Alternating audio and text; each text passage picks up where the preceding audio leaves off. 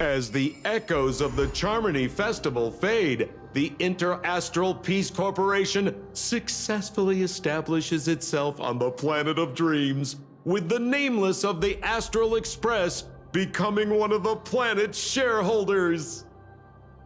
Now, a grand spectacle is about to unfold yet again in this holiday resort famed throughout the cosmos. Starring the superstar of Epsilon and the head of the Oak family, the lead actor is Miss Robin. Featuring a special appearance from the stylish and witty Nameless, the trailblazer of the Astral Express. With a powerful guest appearance from the charismatic and commanding director, Aventurine, one of the 10 Stonehearts of the Strategic Investment Department. Directed by the renowned Mr. Rekka and his trusted companions. Lastly, exclusively sponsored by Old Odie, the head of the Alfalfa family, and a business tycoon of Penaconii. And then there's Scott. Wait, who? You mean that IPC specialist who's good at mimicking animals? Okay, well anyway, the marketing development department is in on this too. Sweet Dreams and the Holy Grail War, now airing across entertainment channels throughout the universe.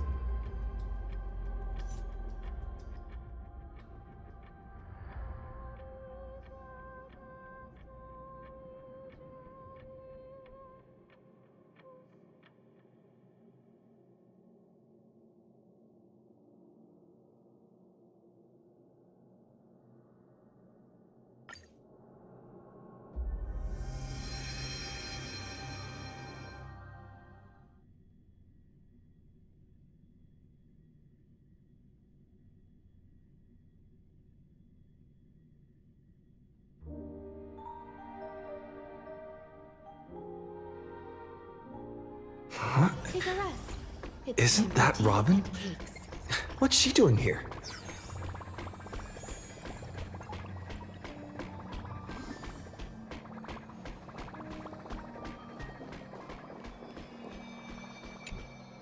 It's been a while. Mr. Scrollum said you'd stop by today, so I figured I'd wait here for a bit. So this is the device for testing the divergent universe, huh?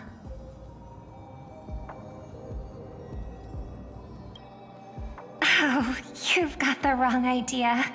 I may have taken some history electives back at Paperfold University, but I'm hardly the right person for scientific research. I'm here today on someone's behalf, to bring you a gift. Do you still remember the Holy Grail War we had back in Penaconii?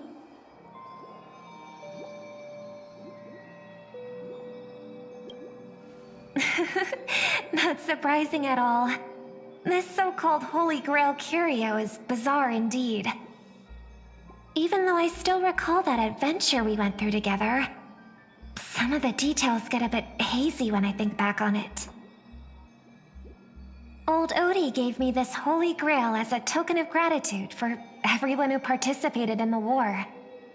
I wanted to display it on the Radiant Feldspar, He agreed, wholeheartedly, saying, Ho ho ho ho! What better decoration for the radiant feldspar than a cup set to grant any wish?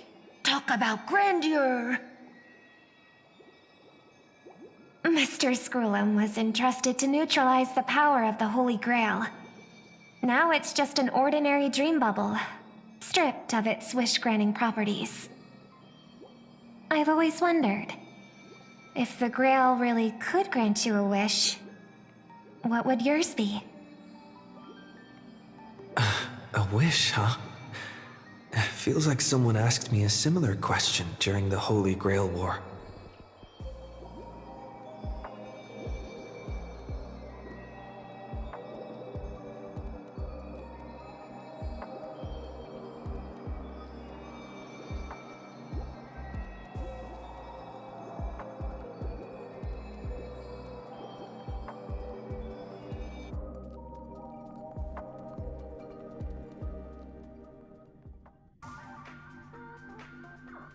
As Penaconi's last festive superstar, he was once the center of everyone's attention.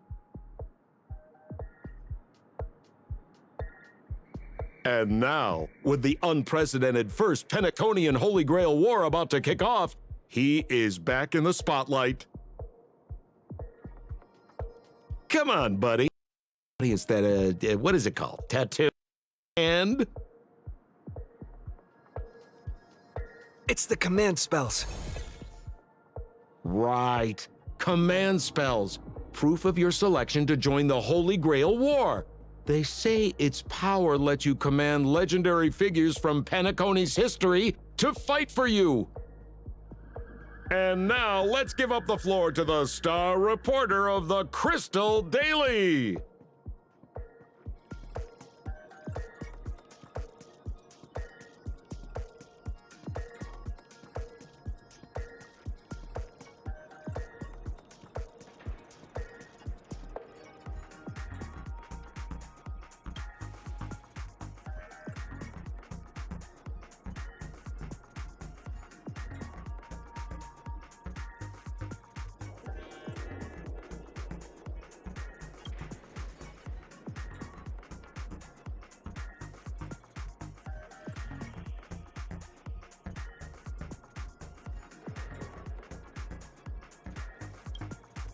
Aw, come on, buddy. It's a rare treat for us Balabagian folks to travel off-world.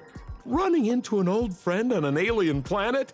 That's pure joy. Sure, the occasion might be a little weird, but don't tell me you don't recognize us. I promised Pitch Dark Hook the Great we'd record every thrilling moment of this trip to the planet of festivities for the folks back home. And here we are stumbling upon you being interviewed for the Penaconian Holy Grail War. I see. I was just wondering why someone else was taking my job, considering our channel secured exclusive rights to this interview and broadcast. Security! Clear the area.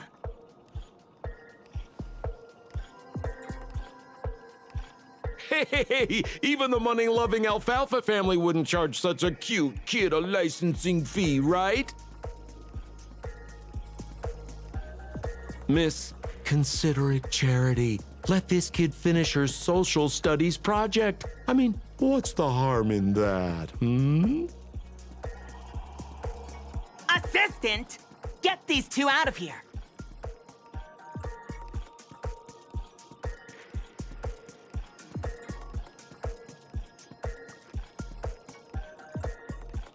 The Alfalfa family proudly presents the First Penaconian Holy Grail War. We'll be following the Masters every step of the way, bringing you the freshest, most exclusive coverage. Before we continue our interview with the Nameless about the Penaconian Holy Grail War, let's cut to a quick commercial break.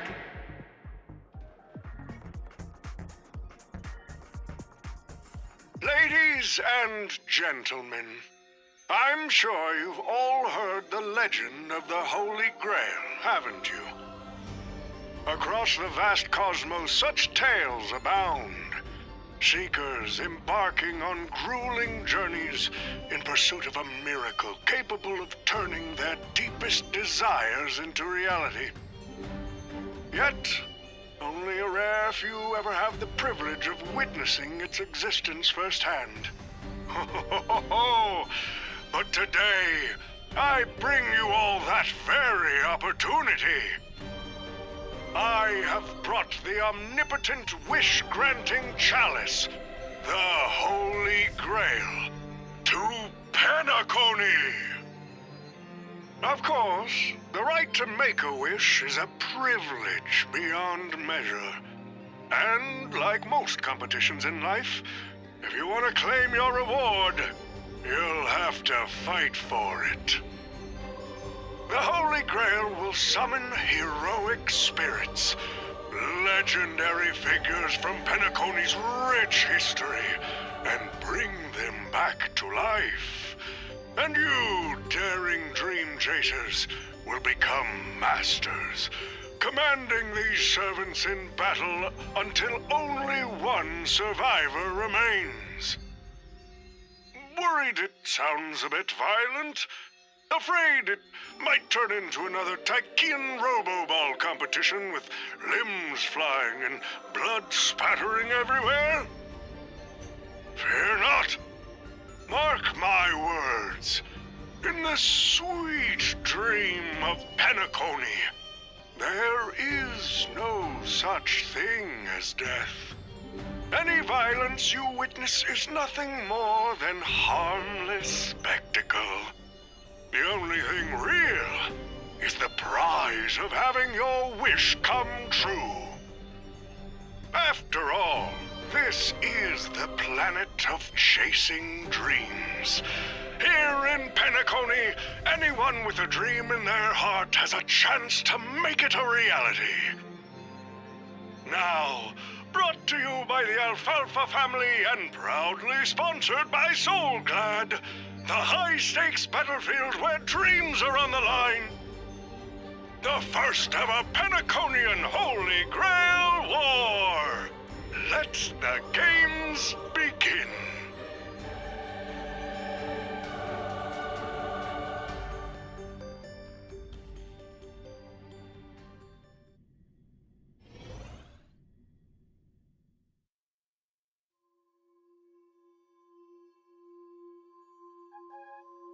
Terrific! I loved how you used the word survivor instead of victor to rally the contestants.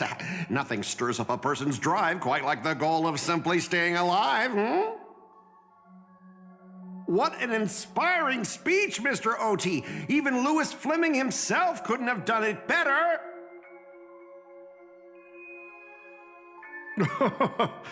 Easy on the sweet talk, kid. I'm not here for your flattery. I brought you in because I expect you to give it your all and become the survivor. Don't get me wrong, Mr. O.T. I'm honored you picked me, but I'm just a nobody, a bottom-tier cog in the IPC. And if the rumors are true, you're not exactly a fan of the IPC, so why me?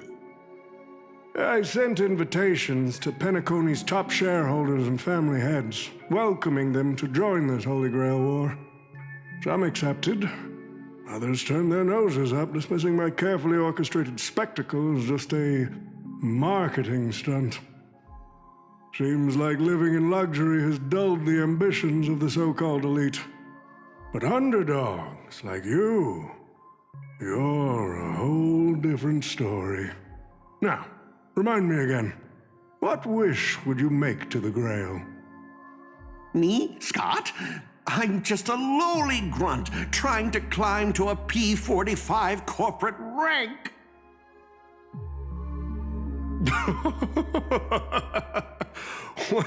What a delightfully mundane wish. You aren't even dreaming of rubbing shoulders with legends like Diamond or something.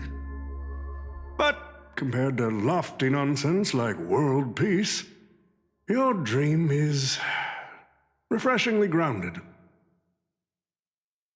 So, the Holy Grail, can it really grant my wish? Of course it can. Kit, the command spell branded onto your hand is proof of your qualification. You've also summoned a servant and witnessed their power for yourself. Well, we are in a dream world where ice cream talks, wine bottles sing, and instruments play themselves. A grail that grants wishes and legendary figures resurrecting from history? Not so far-fetched here, I guess. But here's the bigger question. If the grail is real, why are you sharing it? Why turn this into a show? Let's face it. If I were in your shoes, I'd keep it to myself, make my wish quietly, and get filthy rich. A sharp question, Scott. Let me put it this way. Picture an old man who survived 10 Amber Eras, navigated countless conspiracies and power struggles, accumulated an endless fortune, and climbed to the absolute pinnacle of Penaconii. Now tell me, what's left for such a person to wish for? More money and power? No one ever thinks they've got too much of either, right? I don't know. You tell me, Mr. OT. You're already getting close, kid. But a single wish, that's far too small to satisfy me. I want to transform the Holy Grail War into an unprecedented form of entertainment in Penaconii. Imagine meeting historical legends, summoning them as servants to fight for you, and finally making your wildest dreams come true. This will be Penaconii's next grand spectacle, standing alongside the Charmony Festival as a beacon for the universe's attention. Dreamers and wealth beyond measure will pour in, far more than ever before. And for the first ever Holy Grail War, what story could be more compelling than the wish of a nobody coming true? Understand now? Ah, I get it now. Don't worry, Mr. OT. I won't let you down. As a lone wolf, I've learned how to survive, no matter how desperate things are. But I'm not gonna lie, Mr. OT. Just now, during that broadcast, I saw someone who's dragged me down to rock bottom more times than I can count. Funny how fate works. He's here on this battlefield, too. Let me guess. You mean that Nameless from the Astral Express? A real showboat and a tough competitor, I'd say. Oh, yeah. In terms of pure strength, the old me couldn't compete with that monster and his crew. But the person I am today, I'm not the same man I was back then. As a master, survival hinges on using your summoned heroic spirits, your servants, wisely, and utilizing their noble phantasms. Isn't that correct, Mr. Rekka? While the Holy Grail War is ongoing, please address me as Greedy, producer. Actually, during this war, he should call you by the code name Assassin. You're right. In the current Penaconii, the name Greedy carries no weight.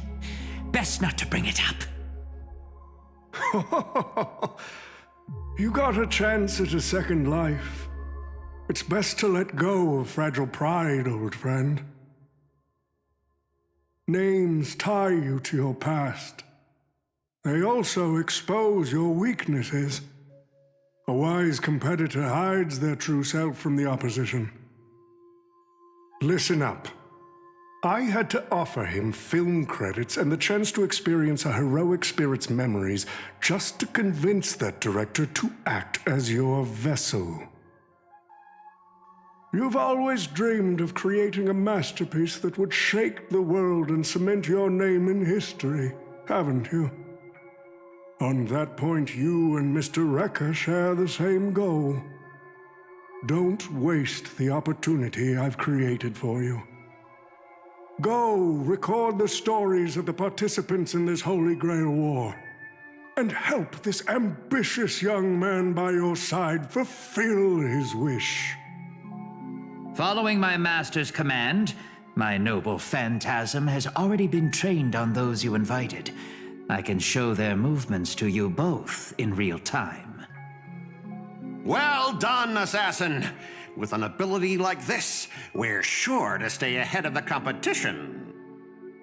The participants who have accepted the invitation and plan to join the Holy Grail War are already under my noble phantasm's watch.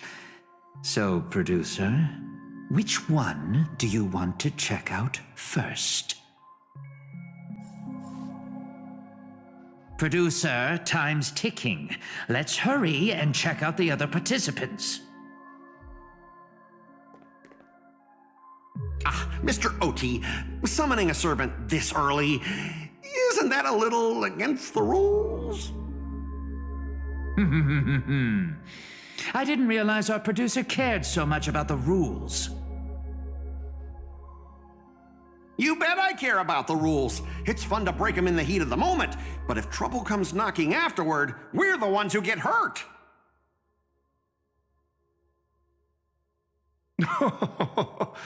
Rest assured, for this Holy Grail War, I have the final say on all the rules.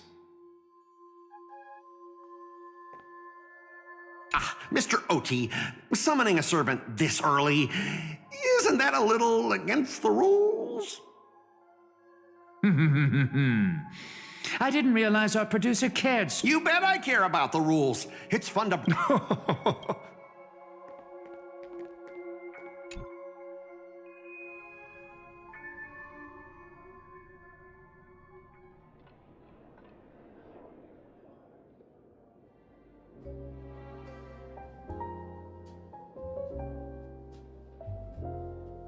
But what's even more Penaconian is this omnipotent, wish-granting chalice.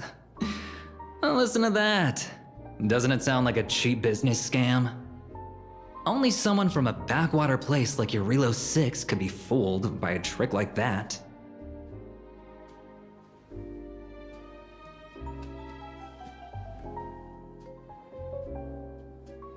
Madam Jade. Oh, don't tell me you're actually trying to figure out what kind of game this old man is playing.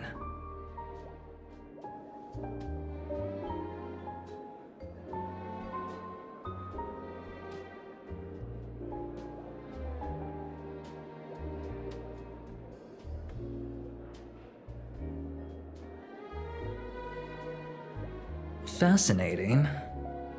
Well, people with real power wouldn't waste a second of their time on something like this. I mean, who would lower themselves just to entertain him? And if this so-called Holy Grail turns out to be nothing but a marketing gimmick, then things are gonna get really interesting.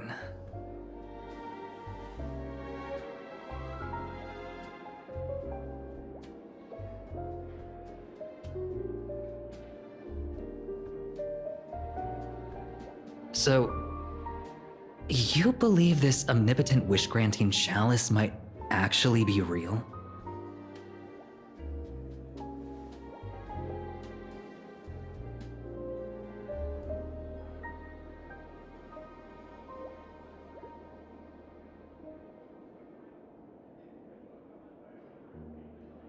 So does that mean you're interested in accepting the invitation?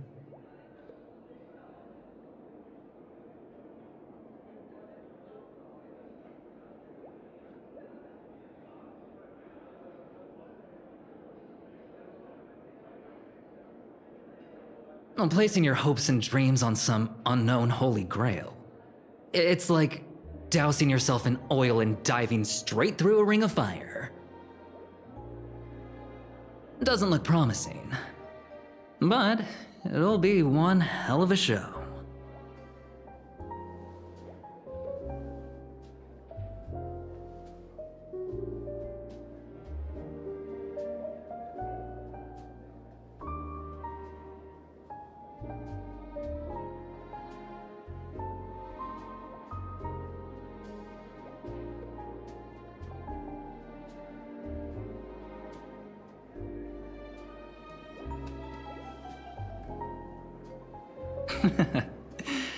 I knew it. Peniconii and I just can't seem to stay apart. But I have to say, the way they mark the participants, not exactly pleasant.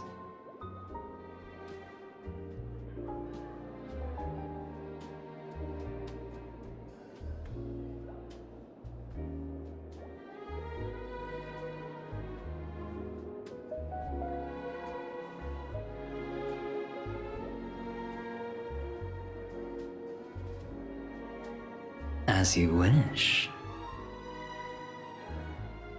Wait! You're telling me the Strategic Investment Department is joining too? What's wrong, Mr. Scott? As a member of the Marketing Development Department, their reach shouldn't extend to you, right?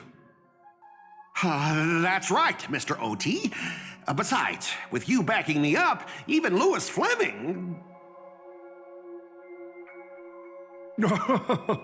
Let's just let Louis Fleming rest for now. Mr. Scott, the IPC is just one of many choices in this vast cosmos. Sometimes you need to fight for your own shot at greatness.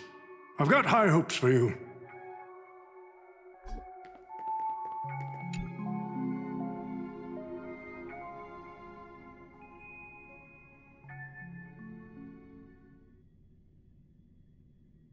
Mr. Pom-Pom, it's been a while. Now that's forking hilarious. Girl, I know my identity's a little touchy, but here in Dreamflux Reef, just call me by my name, all right? It sure has been a while since we last saw each other. Not since that monkey raised hell here. How'd your agent even let a big-time star like you put on a street performance like this? A true singer doesn't only perform for the ones who can afford front row seats.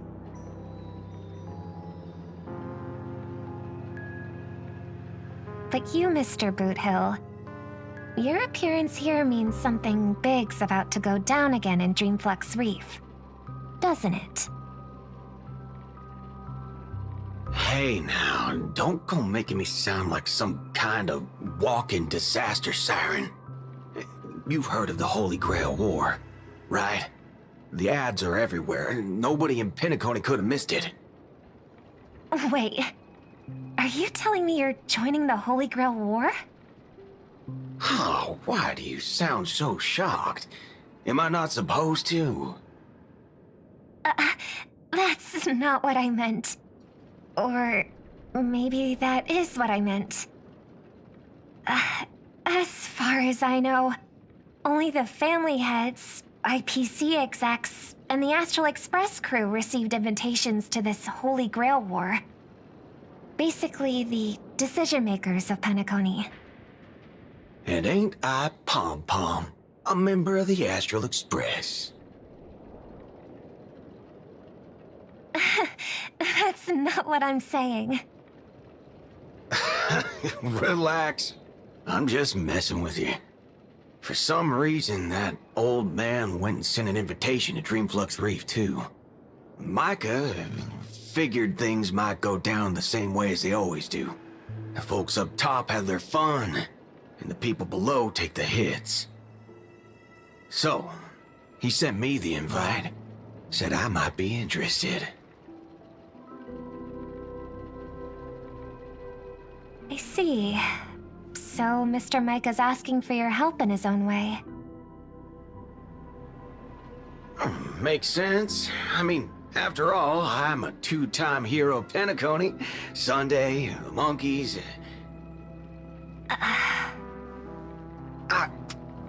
Gum my stupid mouth. Why'd I bring that up? Sorry. Listen, I don't care about any muddle-fudging Holy Grail, but a Holy Grail War. Now that sounds dangerous. Yeah, I get that feeling too. Summoning dead guys from their graves to duke it out, winner takes all. That sounds like something those IPC shirtbags would come up with. No heckin' way I vibe with that kind of setup. But since I took Micah's request, I gotta see this through. Make sure things don't spiral out of control. Alright, time to get prepped. Up next, per the invite's instructions, summoning the heroic spirit. See ya. That guy, that's the wanted criminal Boot Hill. Mr. OT, sir, can't you revoke his qualification? Letting a criminal join the Holy Grail War is way too dangerous. What if he wishes for every single IPC employee to drop dead? That'd be the end of us. Kid, you're basically admitting you think that cowboy is going to win the whole thing. Where's your confidence? You gotta keep your head in the game. Once you accept the invitation and are branded with the command spells, your qualification as a master can't be revoked. Then we should send out the bloodhounds and take that criminal down immediately! But Mr. Boothill wasn't wrong, was he? He saved Peniconii twice before. If we jump the gun and hunt him down now, that wouldn't be very tactful. Why are you so scared of this guy, Scott? Let's just say there's some personal history. He's got a particularly brutal way of handling my department's people. Oh, then isn't this your perfect shot at vengeance? Win this war, and you can bring that cocky cowboy crashing down yourself. Don't worry, Mr. OT. Forget a small fry like Boothill. If the traps are set right and the schemes are airtight, even Louis Fleming wouldn't be able to escape. Good. That ruthless streak of yours reminds me of my younger days.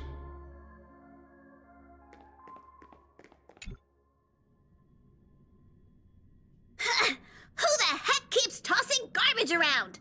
The next passenger Pom-Pom catches littering is going to have to write down the train's sanitation rules 100 times! Huh? The first Penaconian Holy Grail War? Inviting the Astral Express to join? Sounds like the kind of spectacle that might interest you. Seems like he's not around. Maybe I should pass this to March and Don Hong instead. Wait, why is there graffiti on Pom-Pom's hand? Ugh, it won't come off! Who's behind this prank? The world's turned upside down. Even the animals on the Astral Express can enter this tournament.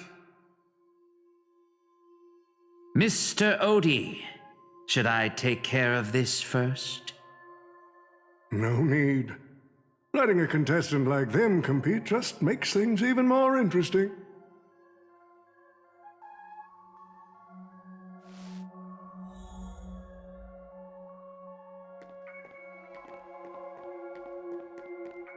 The stage is set, and the characters are all in position.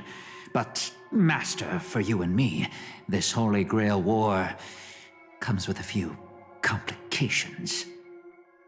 Yeah, the competition this time is no joke. No, what I mean is, if you look at the backstories of the participants, they generally fall into 3 categories. Those who are in direct competition with your department, those who have a personal grudge against your department, and those who see you as their sworn enemy. In other words, from a narrative standpoint, every single participant we've identified so far is likely to target you first. It's us. You call that a complication? Like I didn't already know everyone here has a bone to pick with me? A little personal wisdom. Not everyone is your enemy, kid. Learn to separate conflict of interest from personal vendetta. And the key difference? The first one can be negotiated. The second? Not so much. So, if I were you... You'd deal with the personal vendettas first. Much appreciated, Mr. OT. I'll keep that in mind. What a poetic twist. Old rivals, now destined to settle the score on the Holy Grail War's stage. Lucky for me, I drew the best possible card. Assassin. With your noble phantasm, we should have the upper hand. That said, knowing your opponent's next move isn't enough. It's like having a script but never actually shooting the film. Let me remind you, Master, your least favorite Nameless is preparing the ritual to summon a servant right now. Nameless, I gotta take care of you first. Can't have any loose ends hanging around. Next up is the moment we've all been waiting for. The Nameless will step into the summoning circle, chant the spell, and summon one of the greatest souls in Penaconian history. Who will it be? The legendary Dreamweaver Glocks? Or perhaps the first Bloodhound? Let's find out! The stage is set. Now step into the summoning circle and begin the ritual.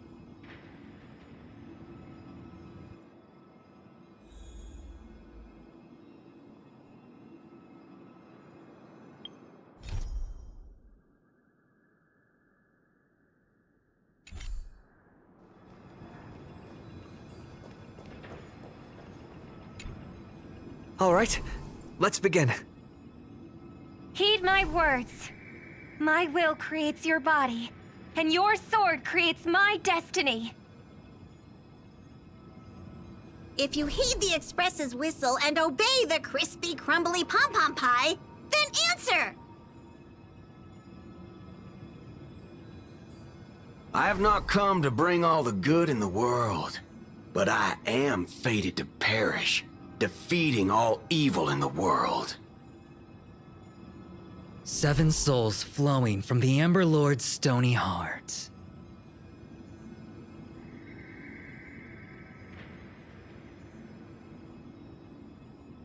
Come forth from the circle of binding, guardian of the scales.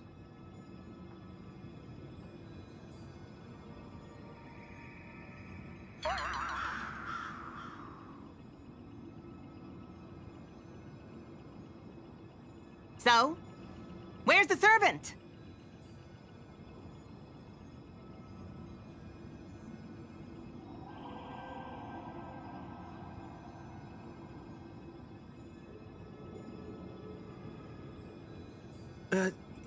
Where's my servant? Oh, I wish I could capture this pathetic little moment of yours and pass it down as a family heirloom for generations. I was actually worried you'd luck out and summon some terrifying servant. But turns out, you're just plain cursed.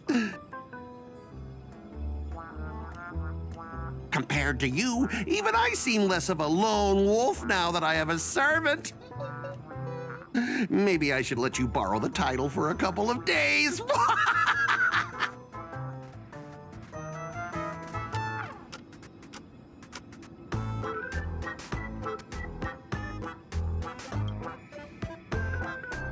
You think you can take a cheap shot and beat me just because my summoning failed?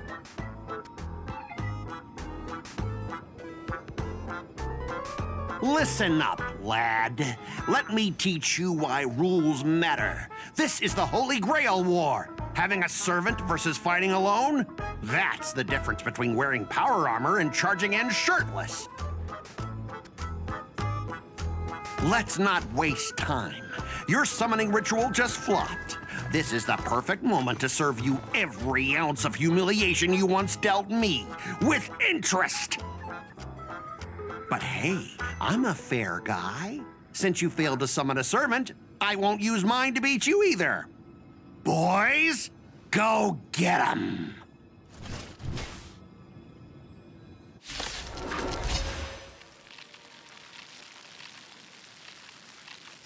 Specialist Scott! You never said the enemy was this strong! This is way out of our league! Don't forget to file my overtime pay! Tedious. You idiots!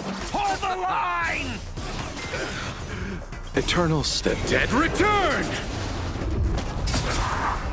The fight is set. Savor it for me. Receive divinity.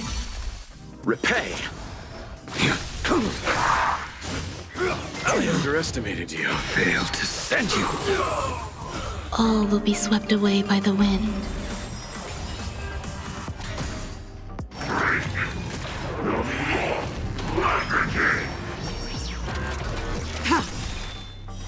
Blade of moonlight. In lunar flame.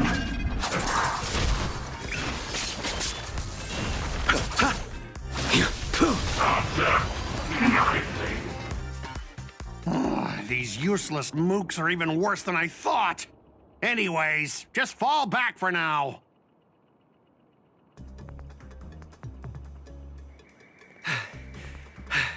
Scott! That's all you've got? Guess it's my turn to hunt you down now.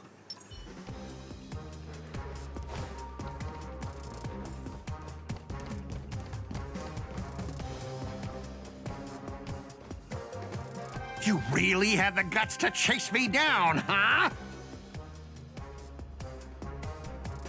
What a shame. Your Holy Grail war ends right here. Target is in position. Ready, assassin? Ready to roll, producer. A blood-splattered interstellar slasher comedy. Action!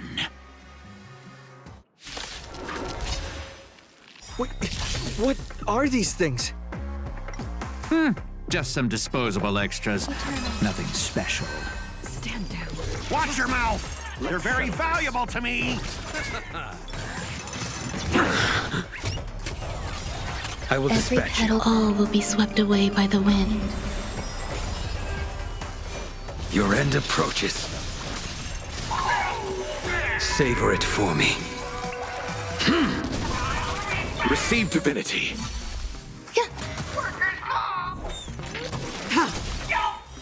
Blade of moonlight. Failed to send you.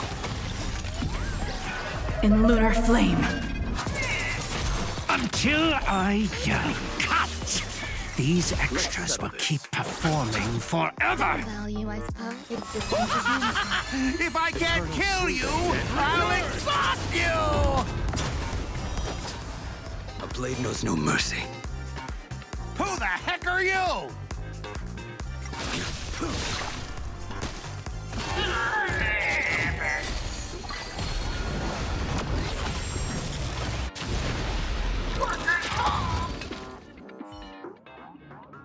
That spear! What just happened? It wiped the field!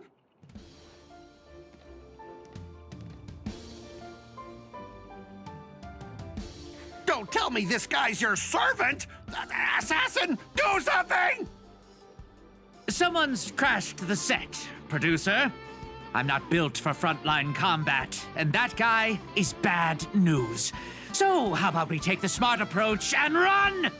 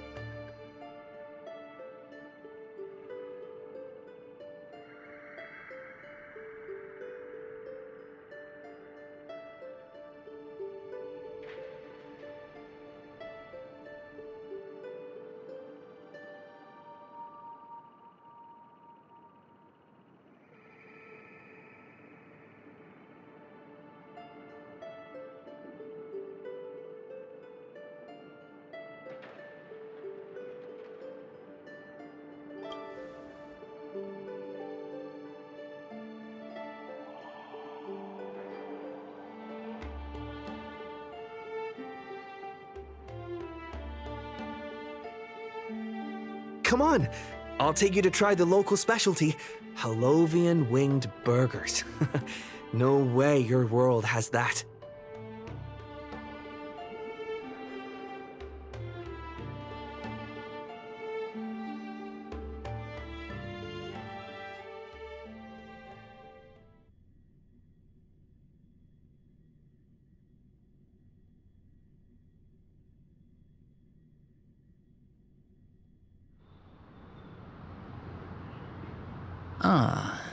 I've always been a gambler, teetering between bad luck and incredible fortune.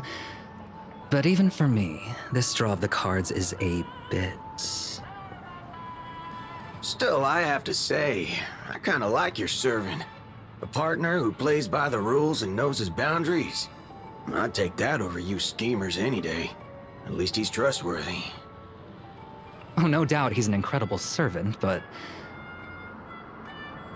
who exactly are you in Penaconian history?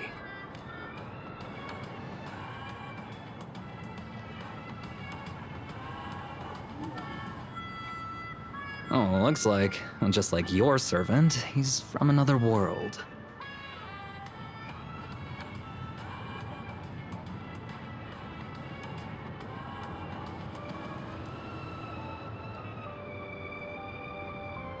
Oh, forkin' hell. So, 2 outsiders summoned 2 more outsiders? What kind of xenophobic Holy Grail war is this?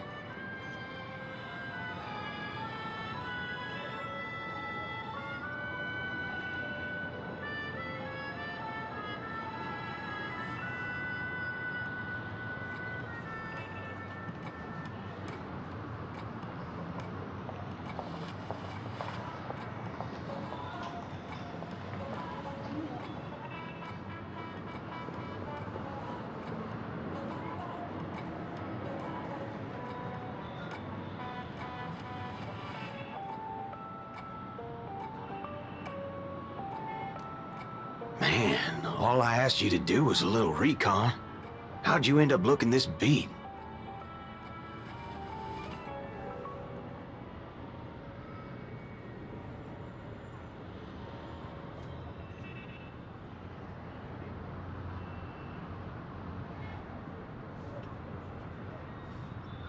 Oh, fork. Gray hair.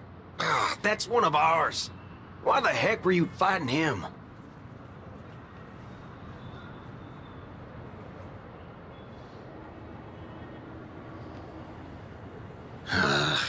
Guess we'll have to clear up that little misunderstanding when we meet.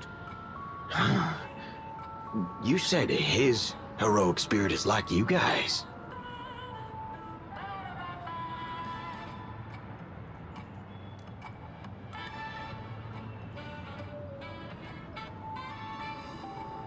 Are you guys often summoned into worlds that aren't your own?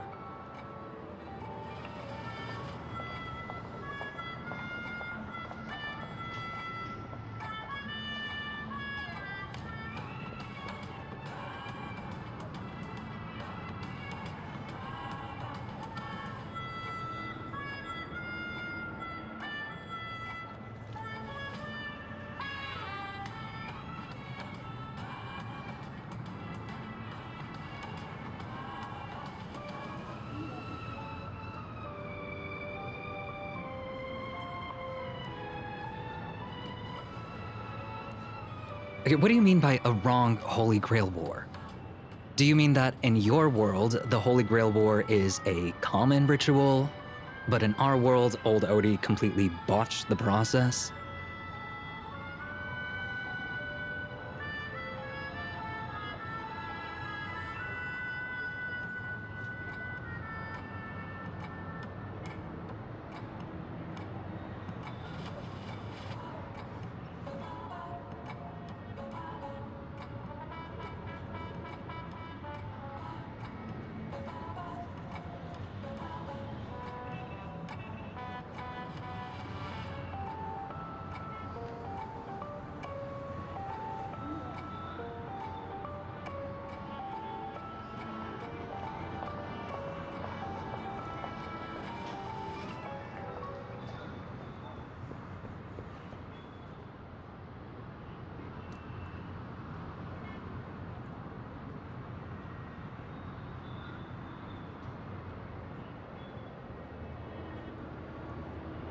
That makes things simple. We just find the modal fudger behind this Holy Grail war and drag them out into the open.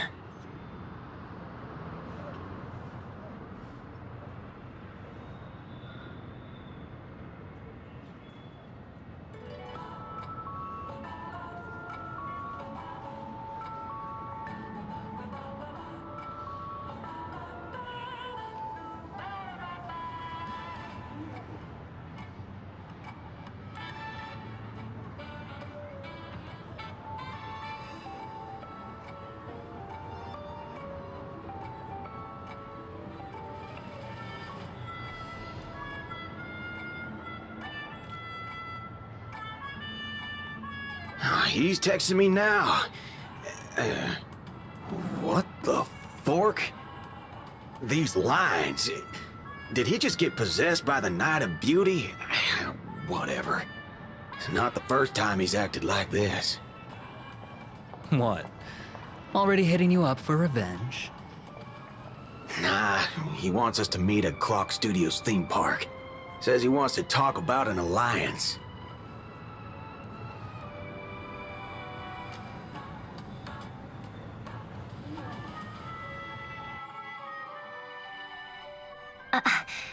I thought a heroic spirit would look...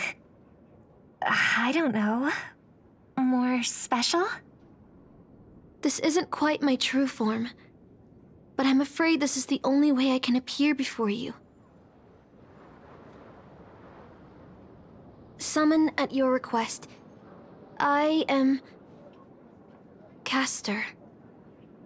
I would of course prefer to be honest with you, but every time I try to say my own true name, it turns into this. Dissonance? But that's your name. It was. But it's been trademarked, copyrighted, owned by someone else. I'm sorry, Master. Just call me Robin. I'm not used to being called anything else. Miss Robin. I'm sorry if this isn't what you were hoping for. I'm just a faded star from the age of dreaming. A piece of dead skin in an industry that sheds its past without a second thought. I was brilliant. Once. Who was I? Well, maybe you'd find the answer buried in some old, forgotten magazine. They used to call me the eternal silver screen beauty. The golden note of Shipei's legacy. I've had even more names. But ever since I first stepped into the limelight, I've never had my own. Not even in death. Not even now. When I've been dragged from the grave to perform on this new world's old stage. Every time I even try to speak my name, it gets drowned out by that cursed dissonance. But it's my name. My name. Mine.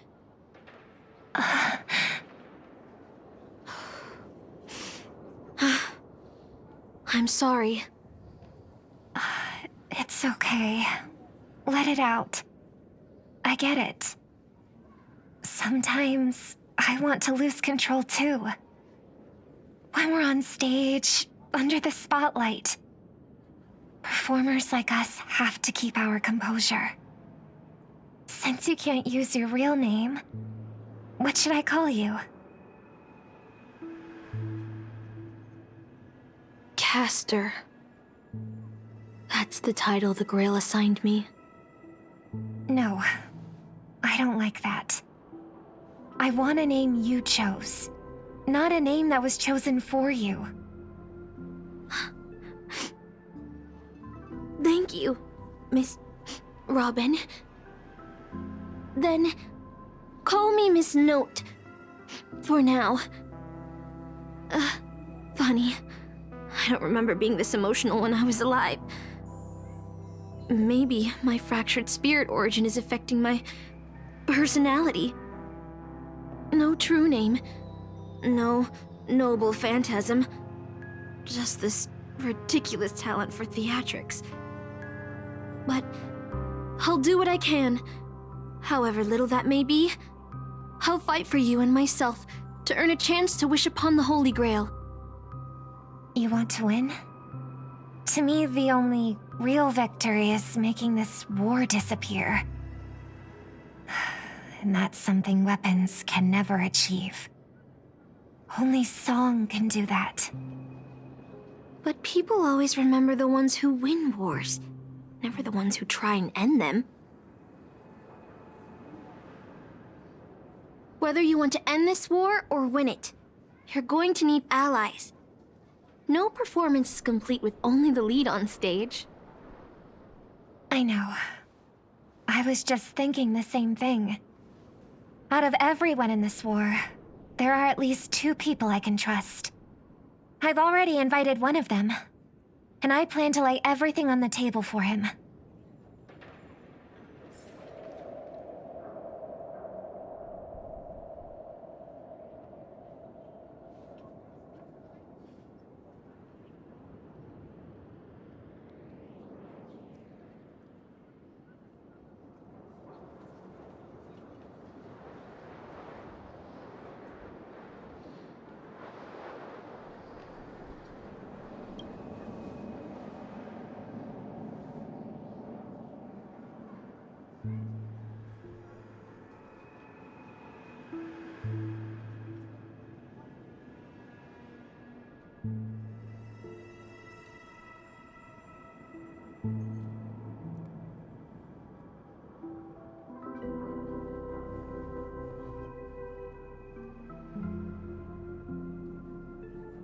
All right, enough about that.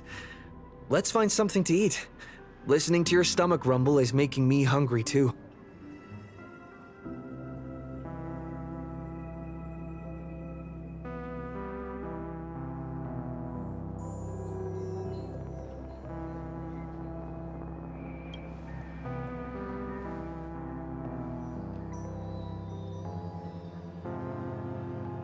Almost there, Saber. Up ahead is the Dreamscape fast food restaurant.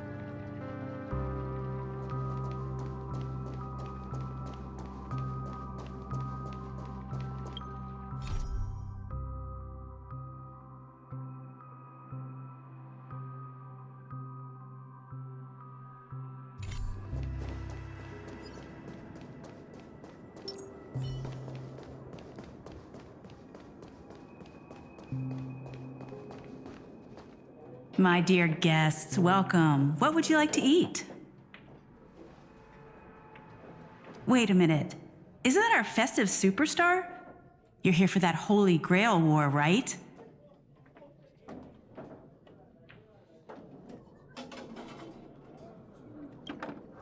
Oh, please. This is Dreamflux Reef, and news spreads like wildfire in this place. And this must be the heroic spirit you summoned, huh? Dare I ask, miss, which famous person from Peniconean history do you represent?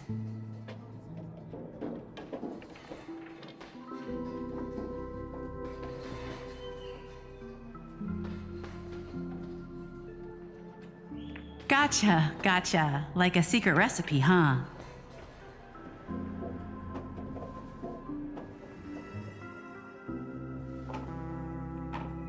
If this is your first time in Dreamflux Reef, I highly recommend the Holovian Winged Burger. It's a burger you won't find anywhere else.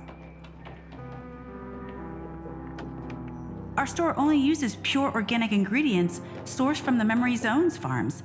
The soil they're cultivated in is free of harmful emotions.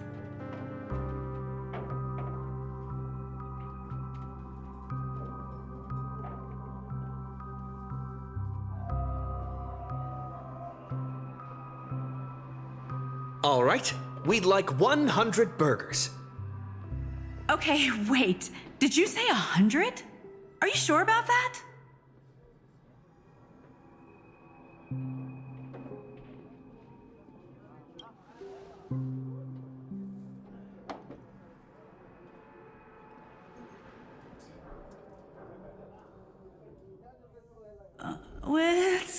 Holovian winged burgers? It'll take a little time to prepare. Please be patient, folks. So, Saber, what wish would you make to the Holy Grail?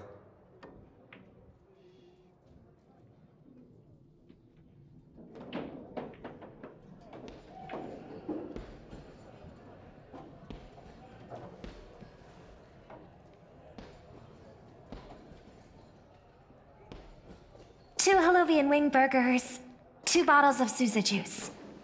Miss Note, is that okay?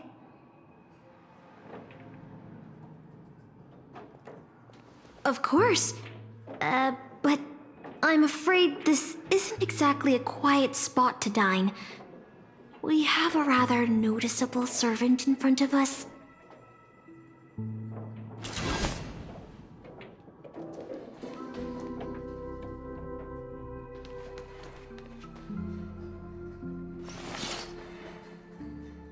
It's been a while.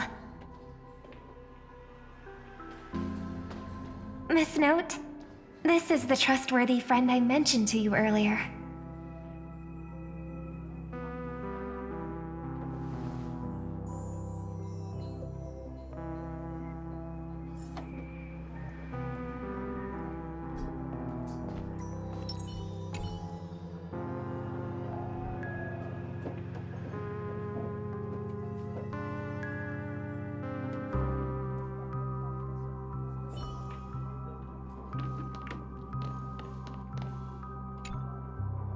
Excuse me.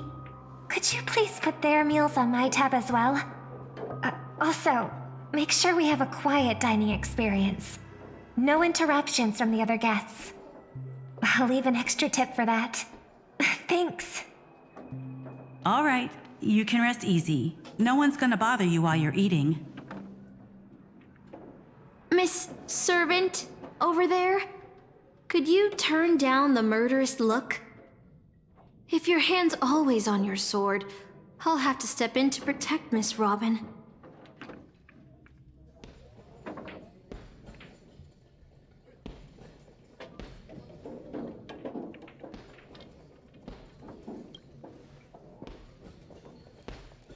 Sorry to interrupt, dear guest, but if you're gonna fight, maybe you should eat first.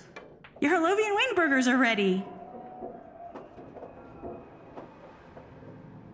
So, let's eat first? Agreed.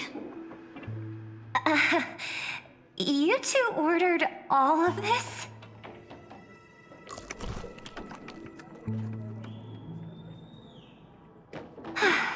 It seems they've all calmed down after eating. The dinner table really is the best place for diplomacy. No problem at all. I love seeing people smile after they're full. But your servant's appetite is truly impressive. Miss Saber, I don't remember anyone like you in the history of Peniconii.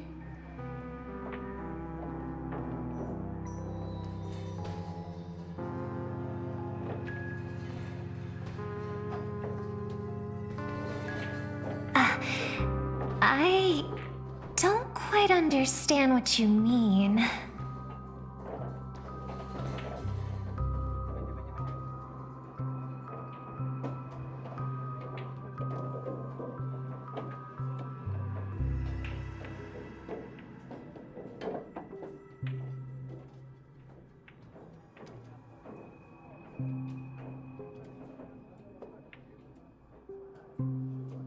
Forgive me for asking such a naive question, but what exactly are you heroic spirits?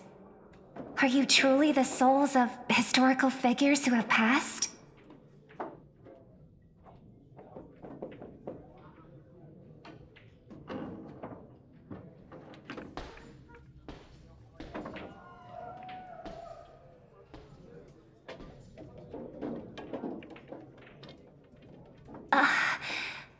Magical energy, noble phantasms.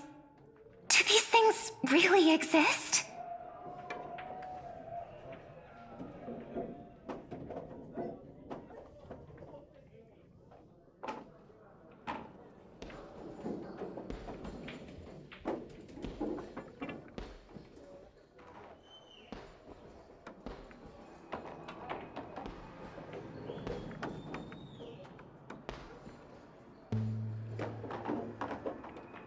In life, I wasn't anyone special, so I'm quite surprised to have been summoned as a heroic spirit. I don't have the sense of security that Miss Saber has, nor have I even retained my true name. I honestly don't know what a servant as weak as I am can do for my master. Miss Note.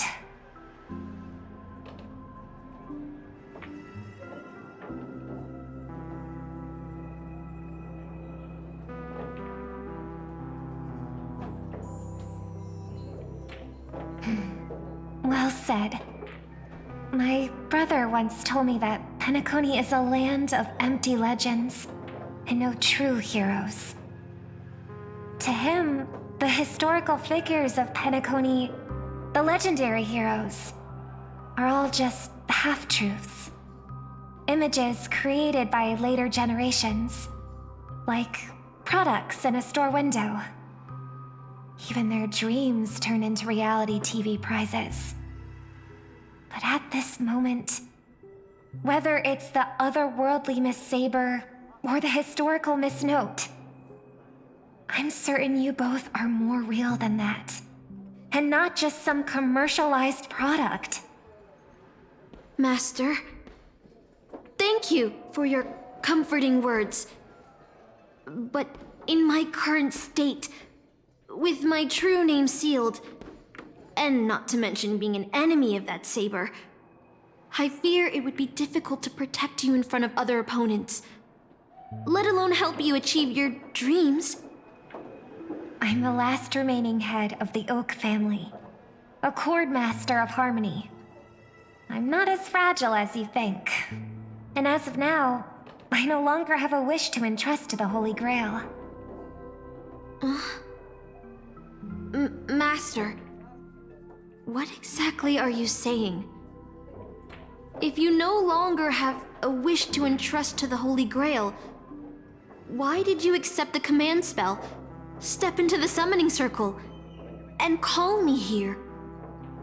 I joined this game, held by old Odie, with mixed feelings. Because at first, I did have a vague idea in mind. My brother once summoned a higher power to intervene here for his own wishes, hoping to turn Penaconi into a utopia in dormancy. He failed, and now must walk the road of atonement. But the impact of his actions still lingers in the hearts of the people of Penaconi. I wanted to use the Holy Grail to erase and heal those scars, to make up for my brother's mistakes. But now I realize I was wrong. Summoning Miss Note to the present world showed me that the Holy Grail does possess some sort of power. And entrusting my vague, unclear wish to an unknown entity would lead us down a very dangerous path. Regardless of my intentions, my wish is still selfish. It's no different from my brother's wish. I'm sorry, Miss Note. But the moment I summoned you, I realized my true feelings. The people of Penaconi are not so weak that they need Enna's dream to save them. I shouldn't ask the Holy Grail for anything. What concerns me more is... what exactly does old Odie want to use the Holy Grail for?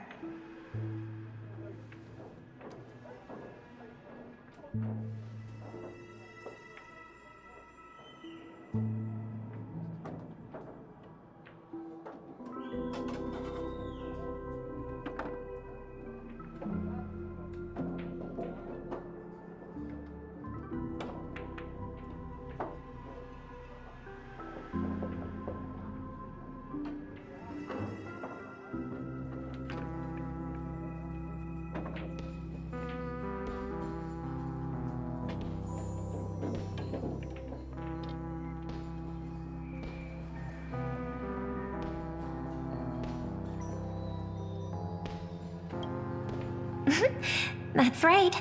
Exactly. From what I know of old Odie, He won't stop this game no matter what. So I want to form an alliance with as many participants as possible. Until we clearly understand the true nature of this Holy Grail war and the power of the Grail, we shouldn't make any wishes too hastily. You're a worthy successor of the Oak family, Master. But I think your plan for alliances is a bit idealistic. Each participant and their servant have their own desires. And until the final winner is decided, no one can guarantee that your trusted friend and his saber won't turn their blades on us. But, for now, I'll follow your lead. However, if the situation changes when trying to form alliances with other servants, I'll make my own decisions. Huh? Boothill just sent me a really long text message. I got one too. Was it a mass text?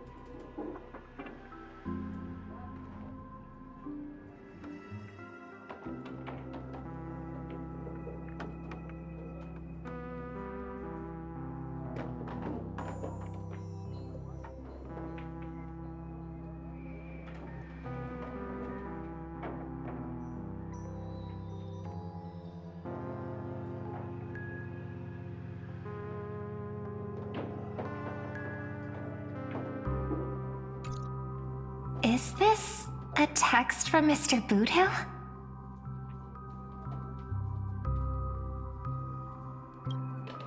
Putting the content aside, Boothill isn't exactly good at typing, let alone this kind of formal letter format.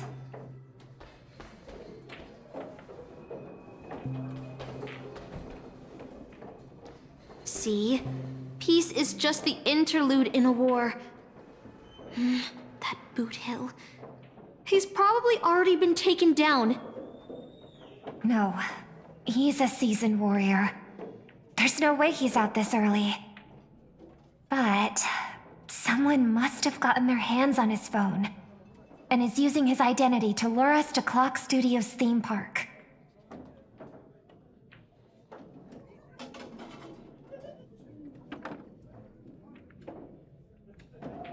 Yeah, I was thinking the same. If we rush over now, there's still a chance to save Mr. Boothill. What do you all think?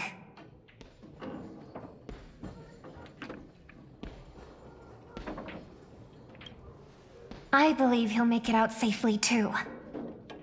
Either way, this is a good opportunity to ally with him and stop the fighting.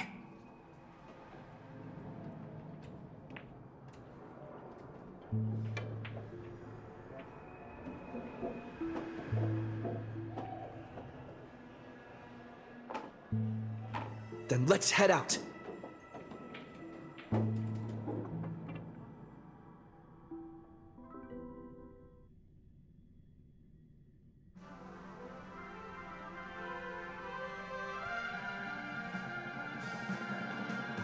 Aren't we supposed to meet up here? Where did they go? Something's off. Maybe someone got the jump on him, took him and his servant out before we got here.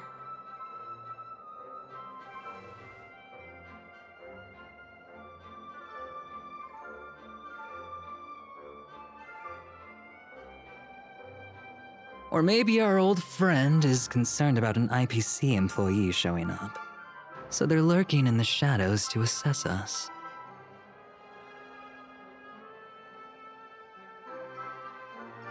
Well, past enemies can still become present-day allies. Am I right, cowboy? Even with the IPC, he should at least trust me after we went through so much together. Hey, come on out. Let's, chat about joining forces as a team. You ain't gonna get hurt. Oh, they aren't coming. I went through a lot of possibilities in my head before we got here. But I never expected to face the most ridiculous of them all. A shirt bag pulled off a scam on a Galaxy Ranger. Listen up, fork and shirt bags! Ain't no matter who you are and what you want to do. I've got you surrounded. Pop out now, or don't say I didn't warn you when you stub your toe on the way to the underworld. Did you hear that? Oh, he's gonna kill us if we don't give ourselves up. Oh, he's every inch a serious criminal with a huge bounty on his head. I'm positively shaking in my boots with how he talks. Huh? Wait, isn't that Mr. Aventurine of the 10 Stone Hearts? Why is a criminal wanted by the IPC walking around with an IPC executive, Sir, if that blasted cowboy's got you kidnapped at gunpoint, just give me a blink. Or maybe you two are actually friends? An IPC executive secretly in cahoots with a cosmic fugitive. Assassin, you've got to grab this awesome scene on film. Oh, your servant is Mr. Rekka? No. Wait, now that I'm looking at him, there's something off. Hey, you know him? The guy in the IPC uniform next to Rekka? There are more IPC employees who know my face than there are grains of sand in Sigonia's desert. You think I can remember them all? Oh, wretched brat. You think I'm scared of you just because you're a Stoneheart? The Strategic Investment Department's reach may be long, but it will never reach my neck of the woods. After I win the Holy Grail, I will make everyone do as I say. I'll make you all kneel before me and beg for mercy, then have you bark like dogs, oink like pigs. No, croak like frogs.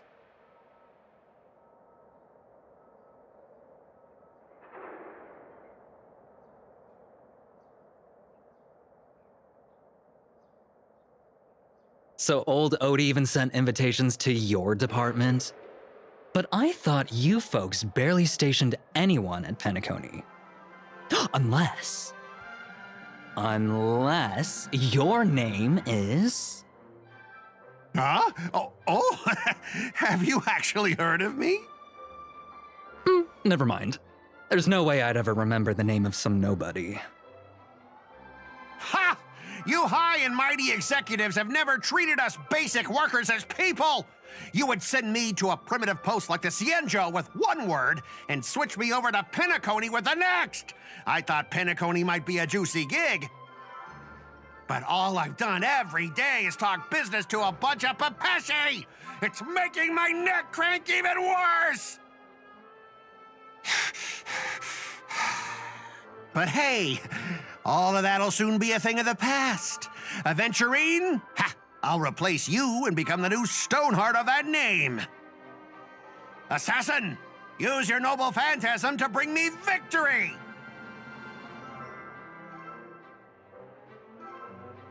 Huh? Do I finally get to see this shrimp servant in action? Archer, get ready for a fight.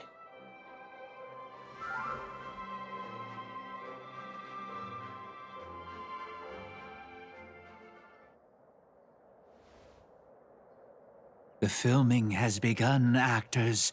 Take your positions. Let the camera roll, let the film spin, and let us return to the silent horror picture show. Ready? Action!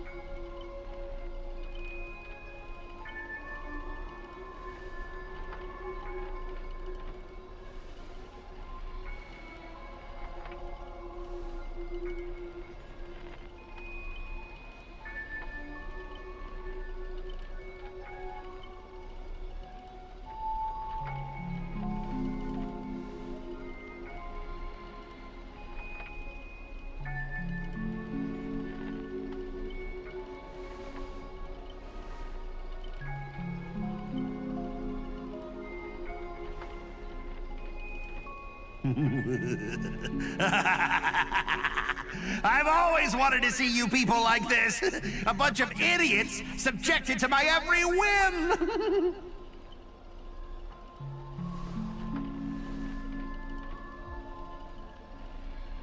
And why have you been reduced to this, may you ask? Because now I am the protagonist. You extras will never be treated in the same way as me. I can't wait to hear what kind of petrified screams you'd be making in this horror show. Oh, wait. Oops, I forgot.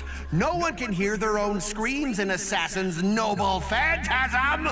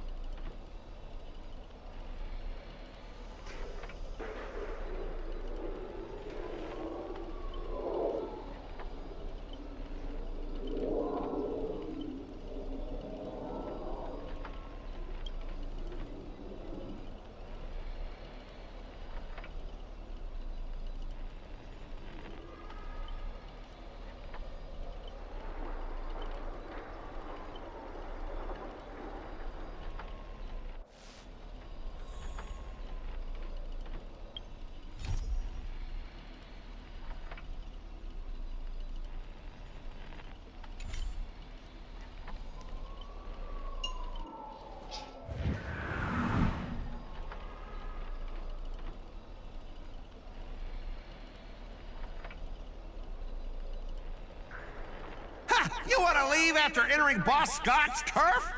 In your dreams!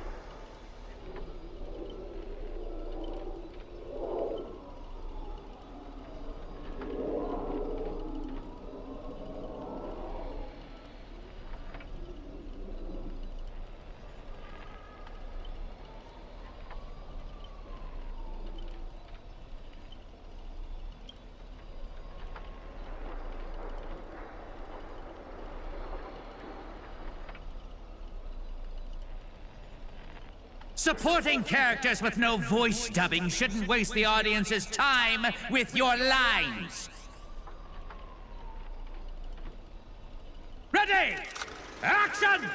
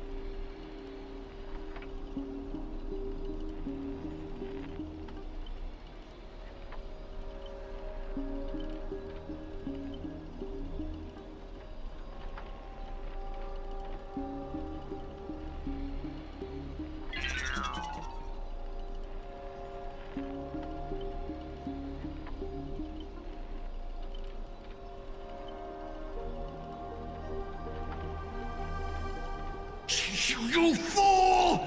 How did you let your true name slip like that? Isn't that supposed to be a heroic spirit's greatest weakness? Assassin!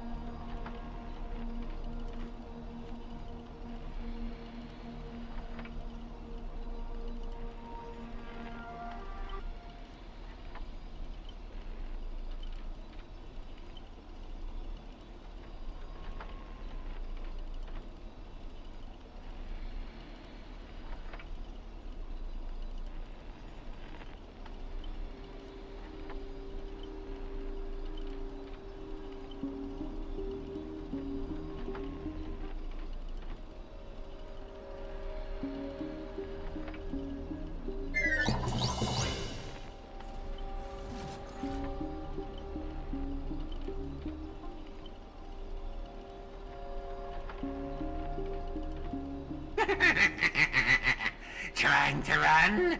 Did I, the protagonist, ever give you permission to run?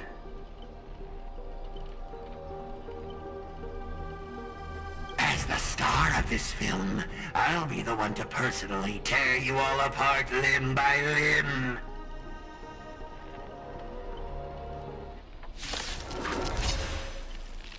You see these chainsaws in my hands? With assassin's power, these two poison saws can cut 3 times in the blink of an eye. That's 6 cuts in one go. With my concealed sword chainsaw reversal, you won't escape me even if you turn into a swallow! Try harder.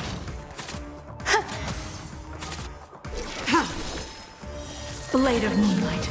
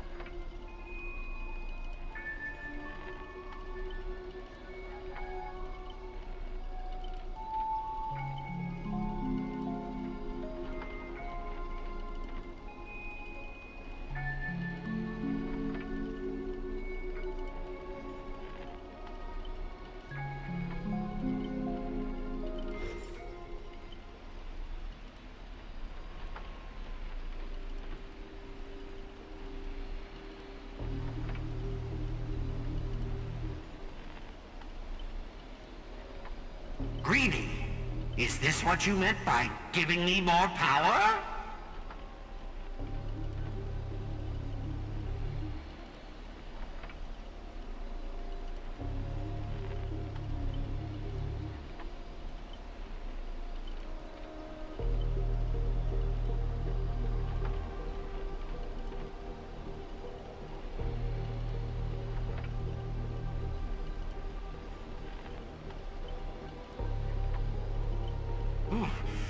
I'm all fired up! Now, I will take back everything you took from me! You shall pay tenfold, no, 1,000-fold!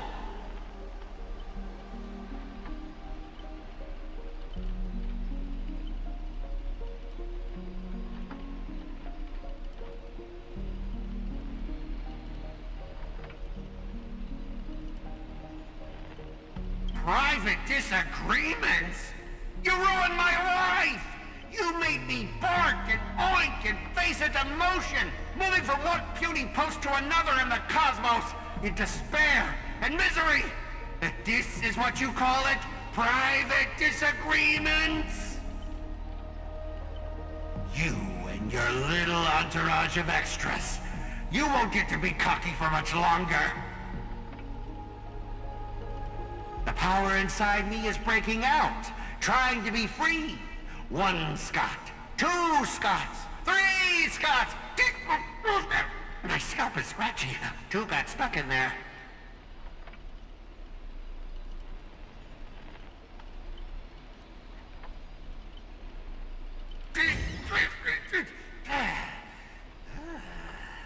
Fear me, mortals, for I am everywhere! In your dreams, in your shadows, right behind your back! Now I, the Lord of the Wolfpack, the 1,000-faced Scot, will devour all!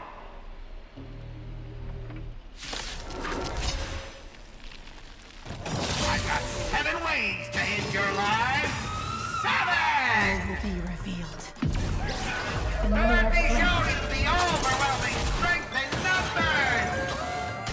Oh, eternal.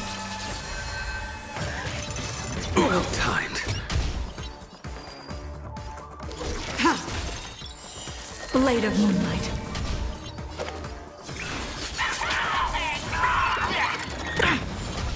I'll see you off.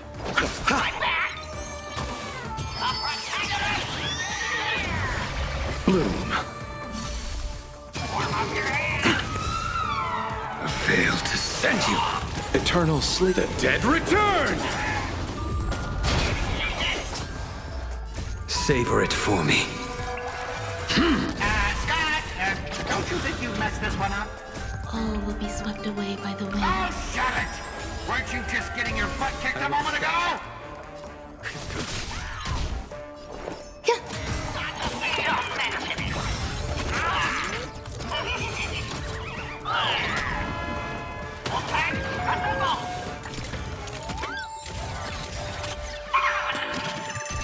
You chose the received divinity. So this is the All warmth will of be life. revealed.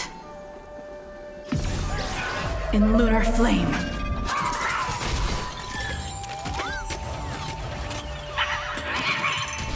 Nowhere to run.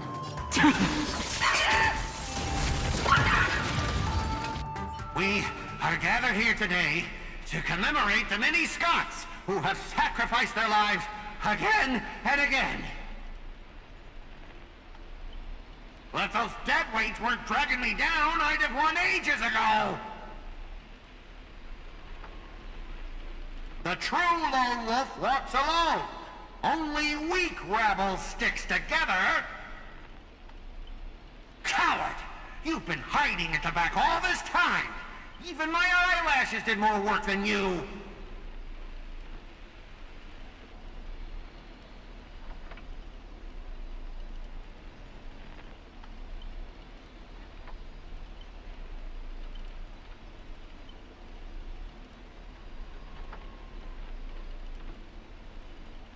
Greedy!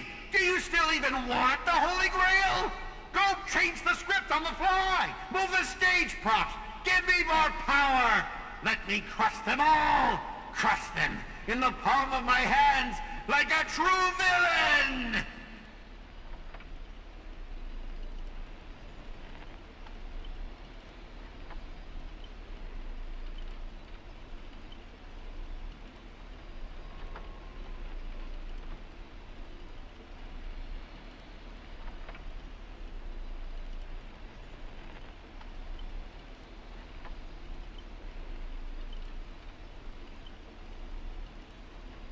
Greedy, are you trying to betray me? Don't forget, I am your master! With my command spell, you'll have to... Ribbit, ribbit, ribbit, ribbit, ribbit!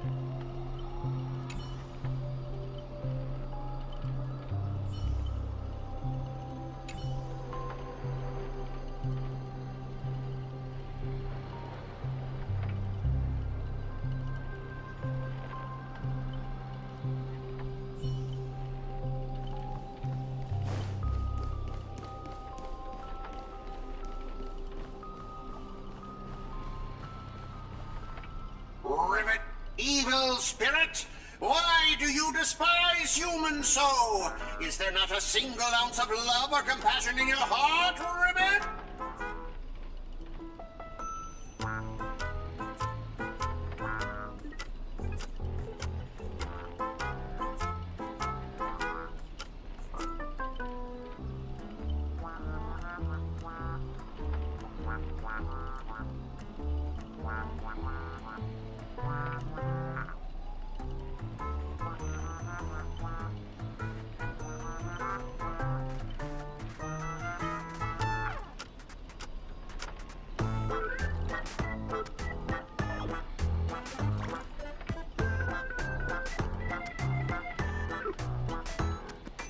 If I back down now, I'd be the same as all the other Scots. So, if you want to hurt Miss Robin, you'll have to walk over my dead body, Ribbit!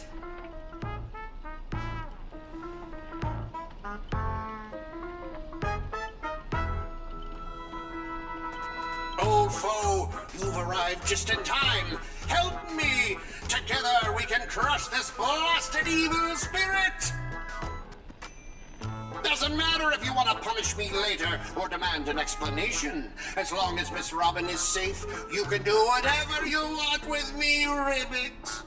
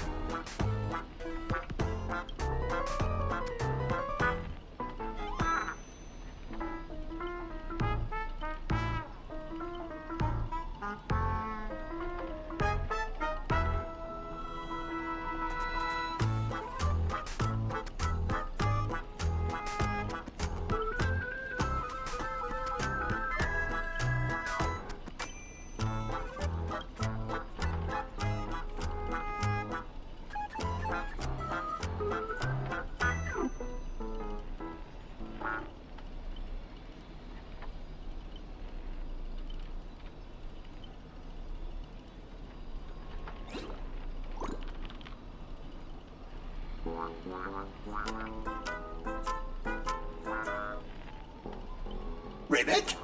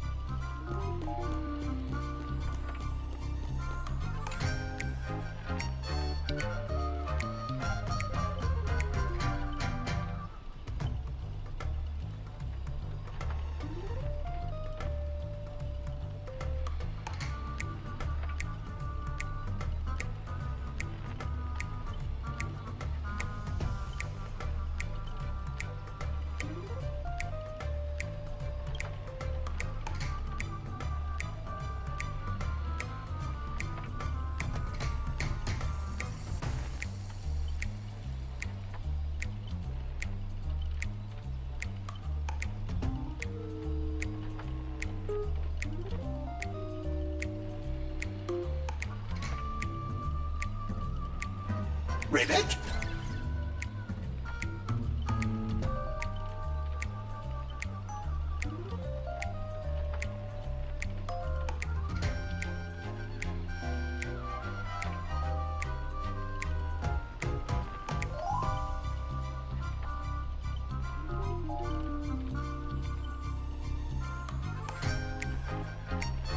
Rivet?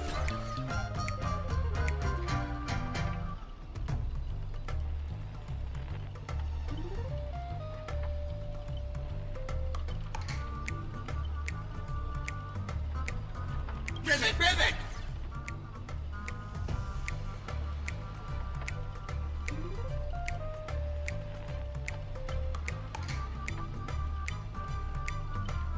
Rivet, rivet, rivet, rivet! Rivet, rivet, rivet!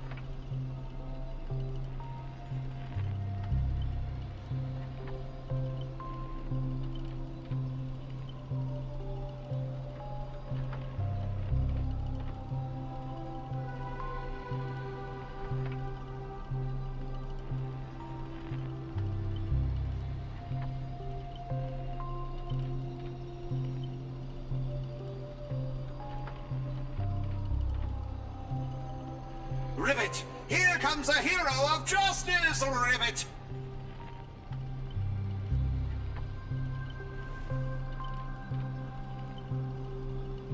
Greedy split my consciousness into countless fragments in the previous battle, just like what happened to Miss Robin. I'm honestly as shocked as you are. Who'd have thought there's justice in that man called Scott? And yet, my chest burns with righteous fire.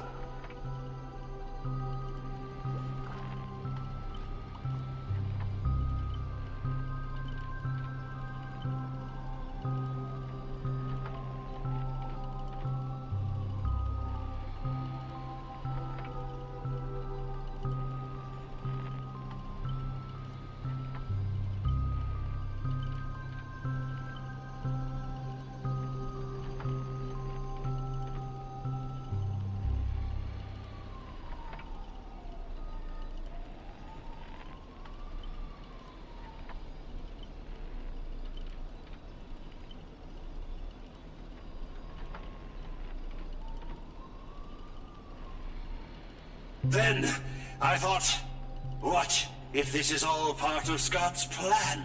What if the evil side of him is lying in wait within me, ready to spring to action at any moment?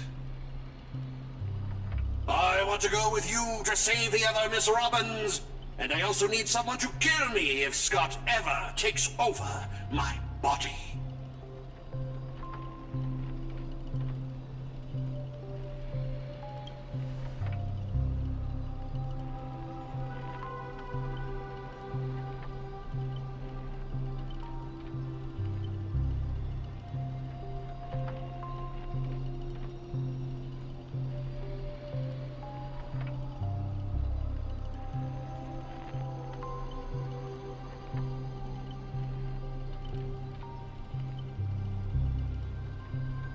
To honor the trust placed in me, I will never bend to evil, Ribbit.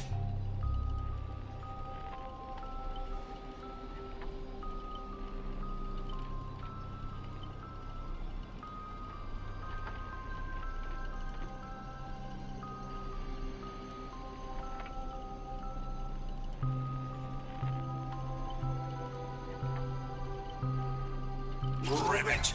I'll prove my justice with my actions, Ribbit!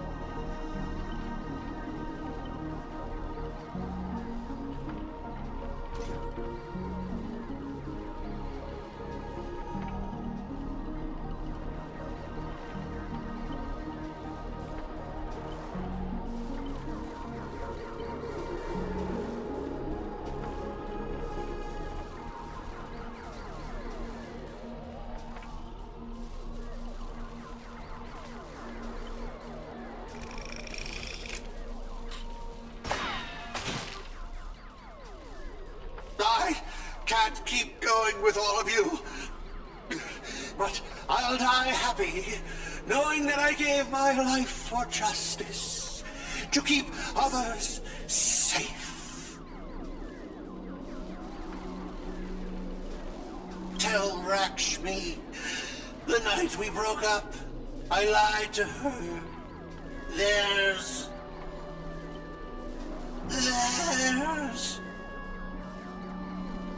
no such thing as a Scot of justice. That justice is a part of the name. It doesn't mean anything. What do you think? How would you rate this shocking reveal, Ribbit? Director, heal me up! I worked so hard to lead them into the trap, and now you're shooting me in the butt!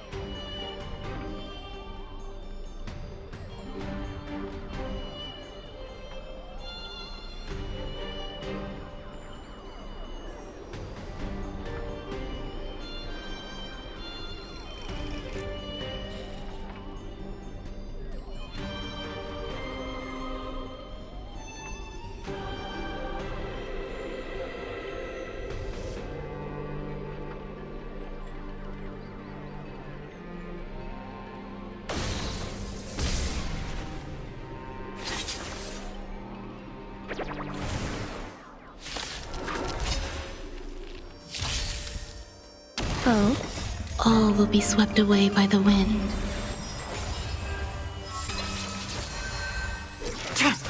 You chose the wrong... Ha! The fight is set.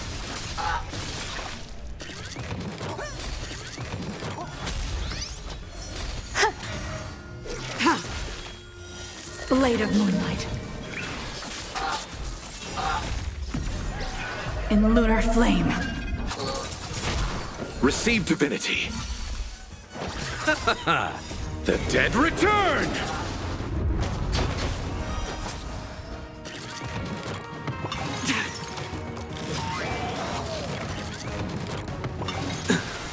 I failed to send you. Savor it for me.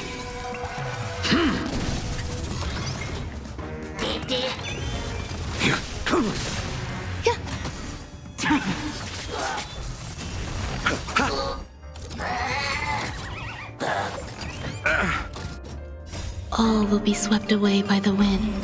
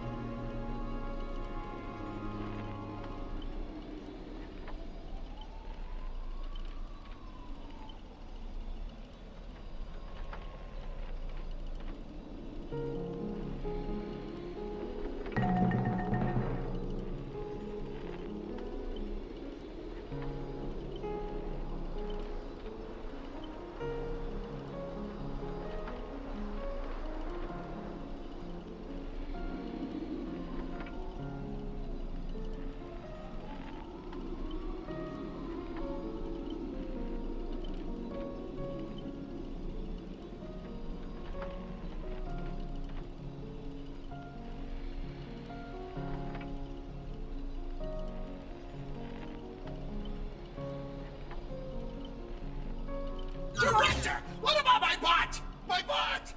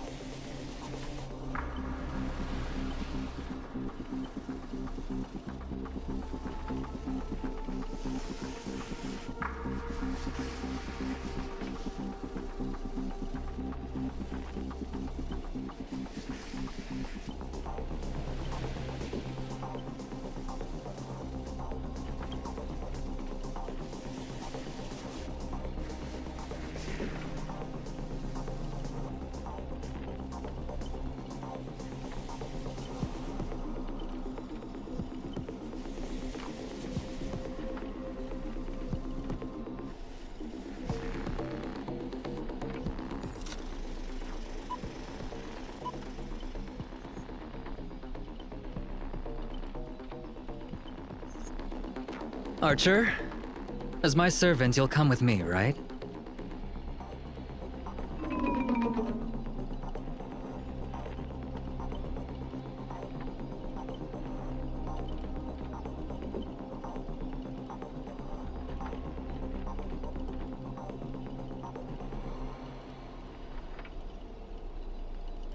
Oh, what's wrong with being a little underhanded if we can win?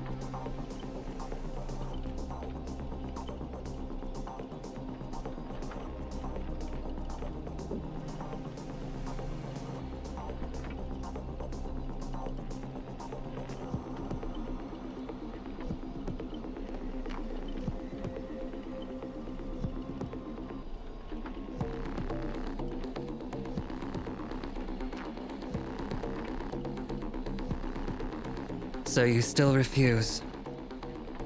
You know, I should use my command spells to force you into submission, but I hate brands on the flesh that bend someone to another's will. If staying with them is your wish, then so be it. But sometimes, a change in perspective will make you see the gamble in its entirety.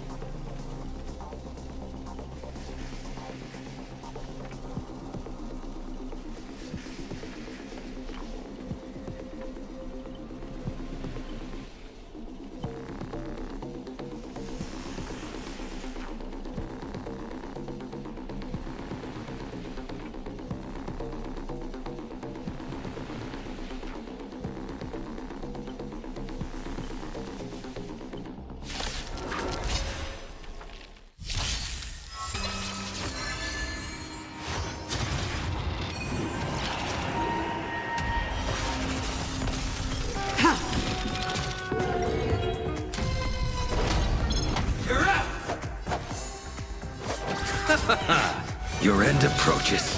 Bloom.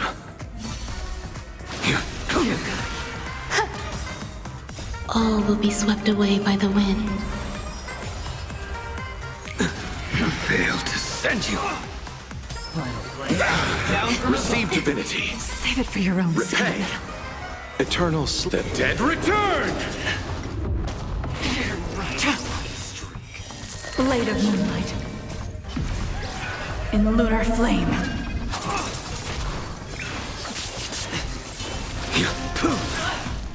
Savor it for me.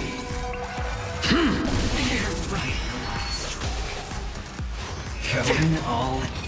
Take everything I've got.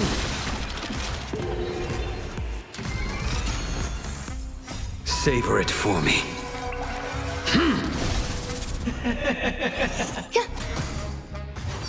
Enjoying yourself? Failed to send you.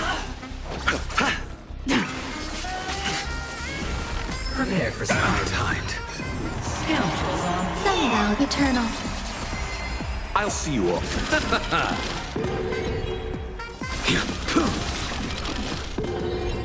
Ready for death.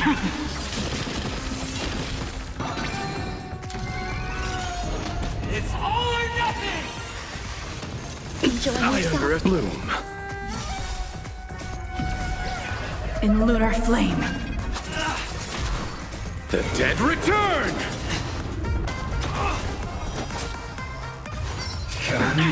It cannot come to pass.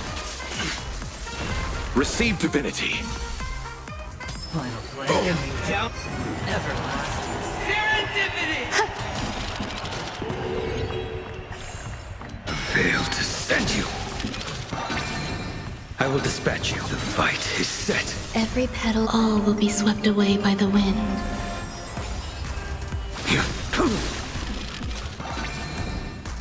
Savor it for me.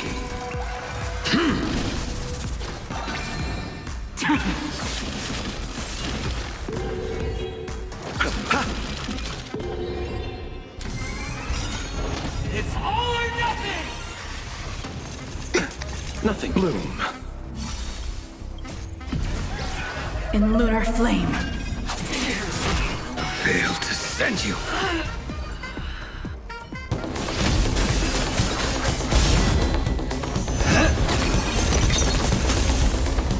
Are you seeing the enemy's position now, Archer?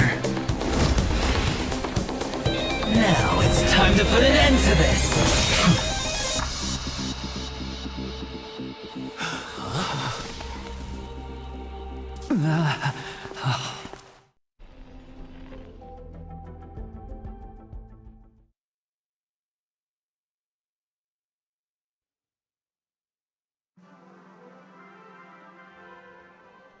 Why do actors in horror films never see where the monsters come from? Why do monsters keep popping into the frame as long as the film is rolling? It's because the true monster is born beyond the set. The director's lens is the real cradle of terrors. Your presence concealment skill is simply a manifestation of the theatrical rule that characters in the story cannot see the cinematographer filming behind the lens. But monsters are different. They are the soul of horror films, the focus of the lens. Their line of sight is always fixed on the camera's position. That's why only Scott, the man playing the monster, can see you. You win. I concede. Having the devil lurking behind the lens and getting real monsters to step into the theater. That was my finest offline marketing campaign ever. Who'd have thought that someone could still see through my tricks hundreds of years in the future? How did you do it, friend? Did I never mention it to you? Well, I am your fan, Mr. Greedy.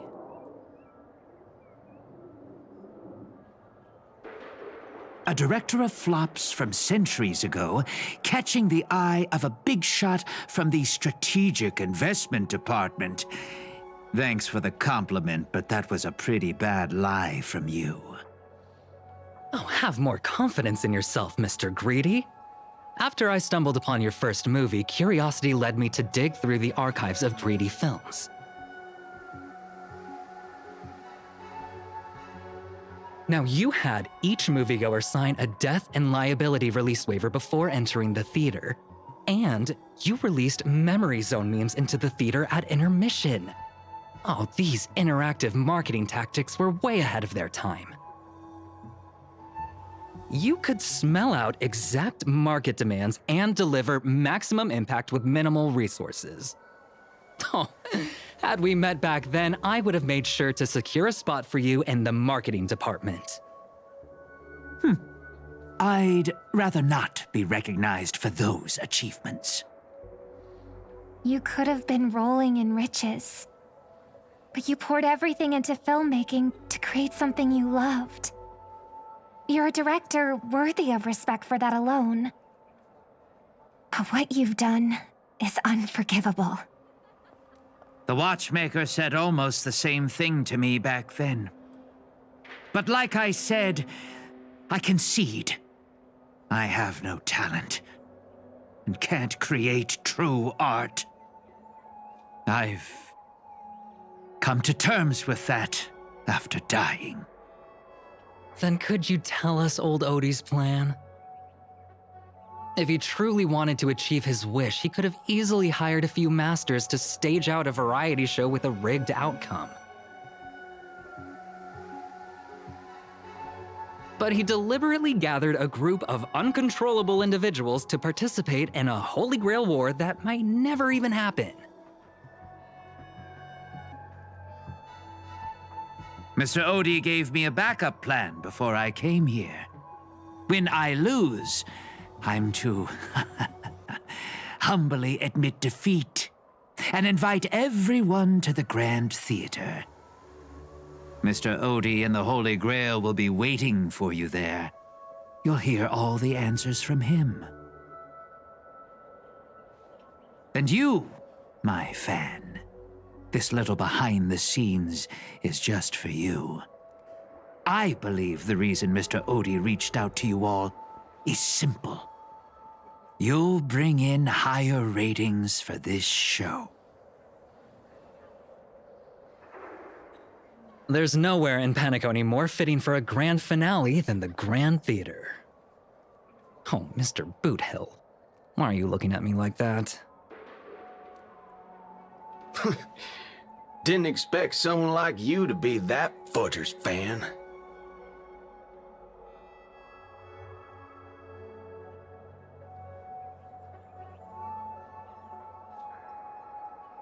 Well, instead of calling me Master, a word that brings back dead class structures, I prefer you address me as Mr. Aventurine.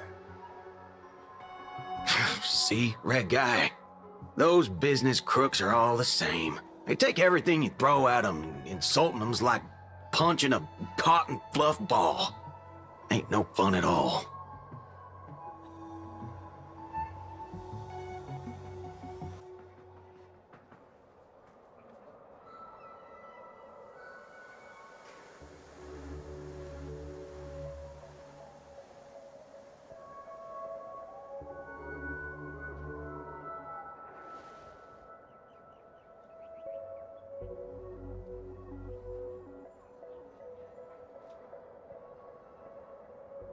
I'm going with you.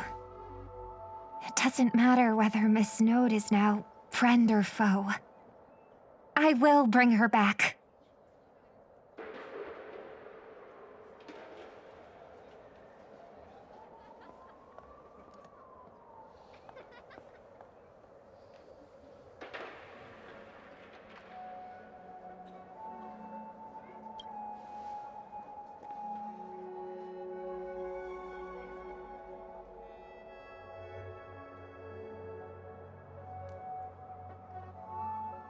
Oh, by the way, I think I forgot to ask. Mr. Boothill, do you know which department Scott's from?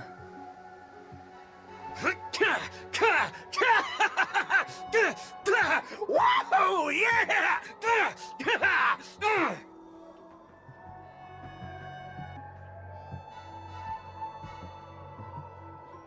Ribbit!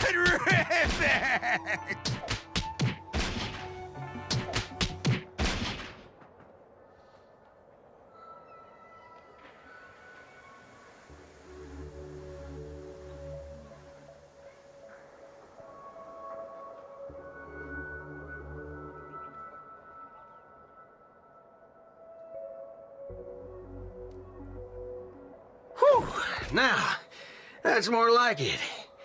Let's move out.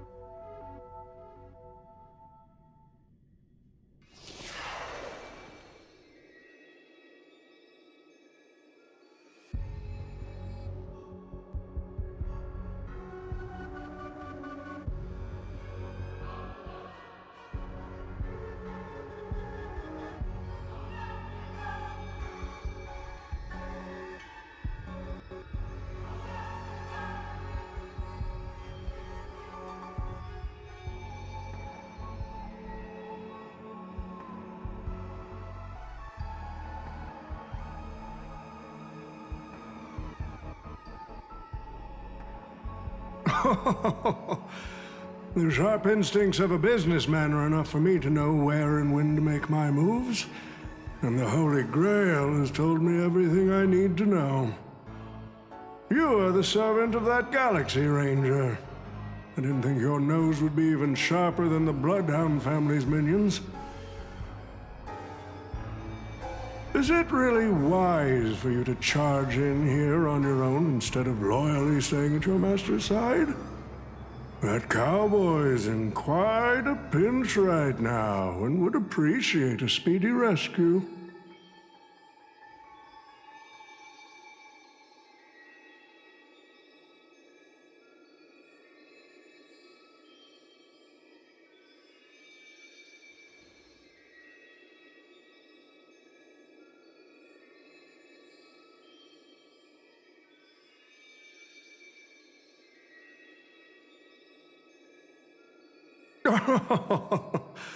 I appreciate the advice, truly. In that case, am I not giving the Holy Grail a new purpose? It'll become an entertainment spectacle much more worthy of investment than some wish-granting chalice.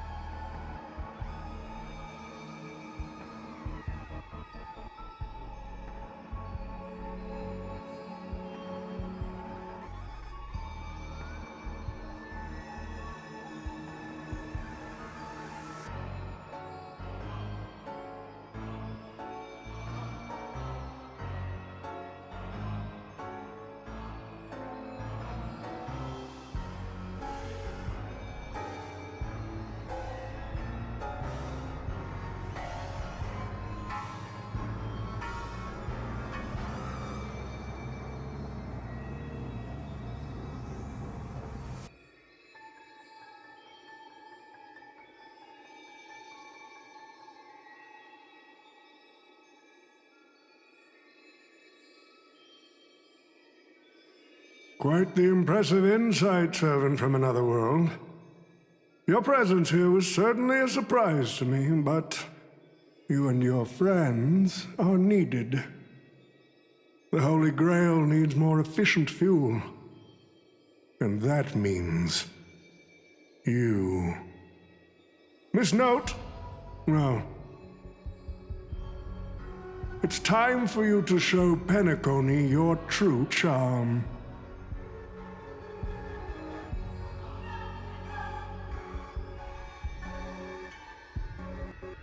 I did what you wanted me to do. Well done, my old friend.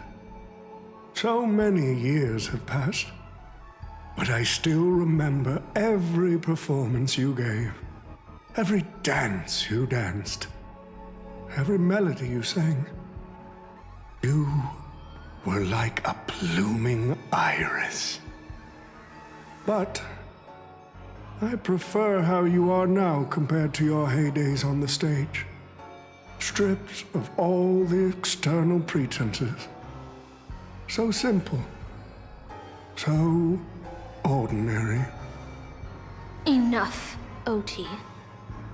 Outdated metaphors are as revolting as last night's leftovers. I've kept my promise. Now, it's your turn. There's no rush, my old friend. Everything you desire can be obtained without magecraft or miracles. Money is all it takes. The so-called Holy Grail is nothing more than a vessel crafted from gold. And the real stars of this show are about to make their entrance. Your job is to hold them off until the last step of the ritual is complete. Once that is done, I will honor my end of the deal. OT. Looks like your business acumen has rotted along with this world. I could barely restrain that one servant, and now you expect me to take them all on? Don't be so modest. Unlike Greedy, you are a true artist. You have the talent to bring thousands of characters to life all on your own. You are the perfect counter to these heroes. I will give you the power the Holy Grail has accumulated so that you can crush them all. Then this grand spectacle will come to a glorious finale.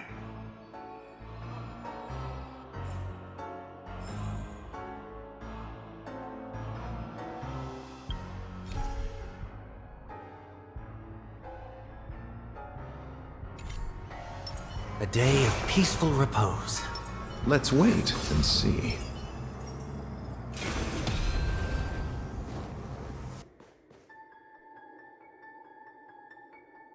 Ah, fork it. Wasn't that blue guy supposed to scout this place ahead of us? Haven't even heard a single peep from him so far. Could that old man have pulled a fast one on him?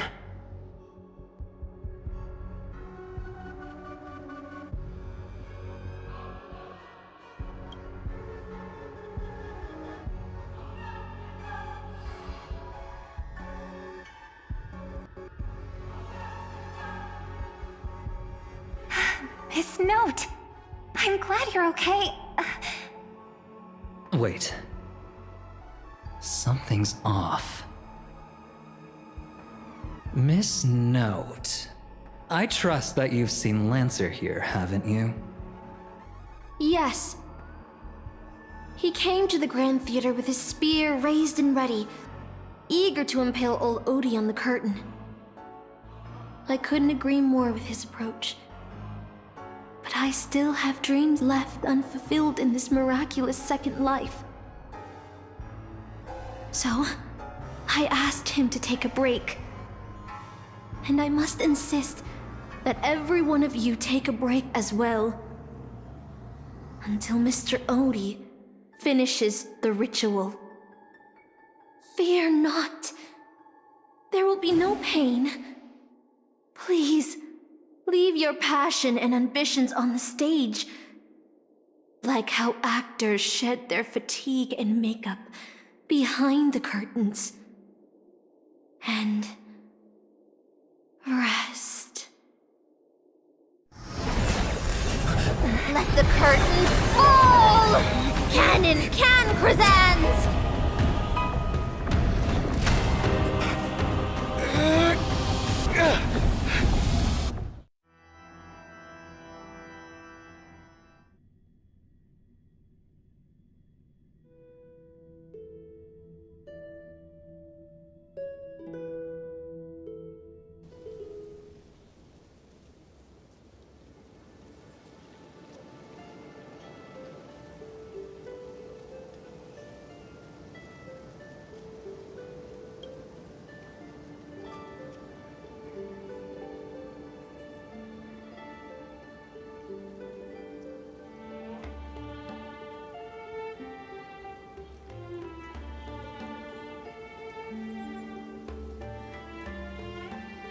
Oh, Artorias!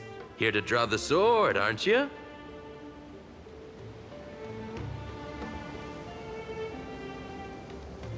I knew it! That Mage Merlin spun such a tall tale, something about whosoe'er pulleth out this sword of this stone is rightwise king of all England.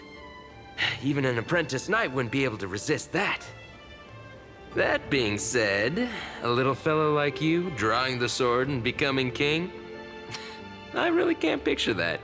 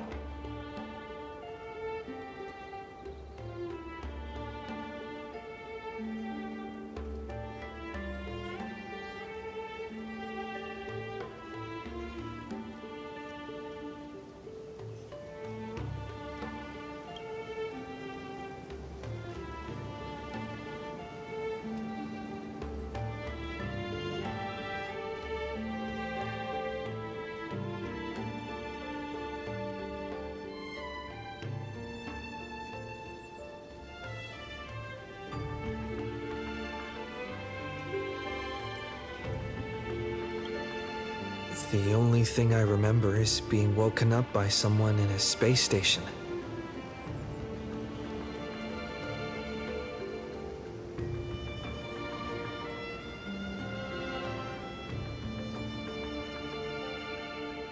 My earliest memory was boarding a train headed for the stars and meeting many kindred spirits as friends. Though I have no past, I have a future.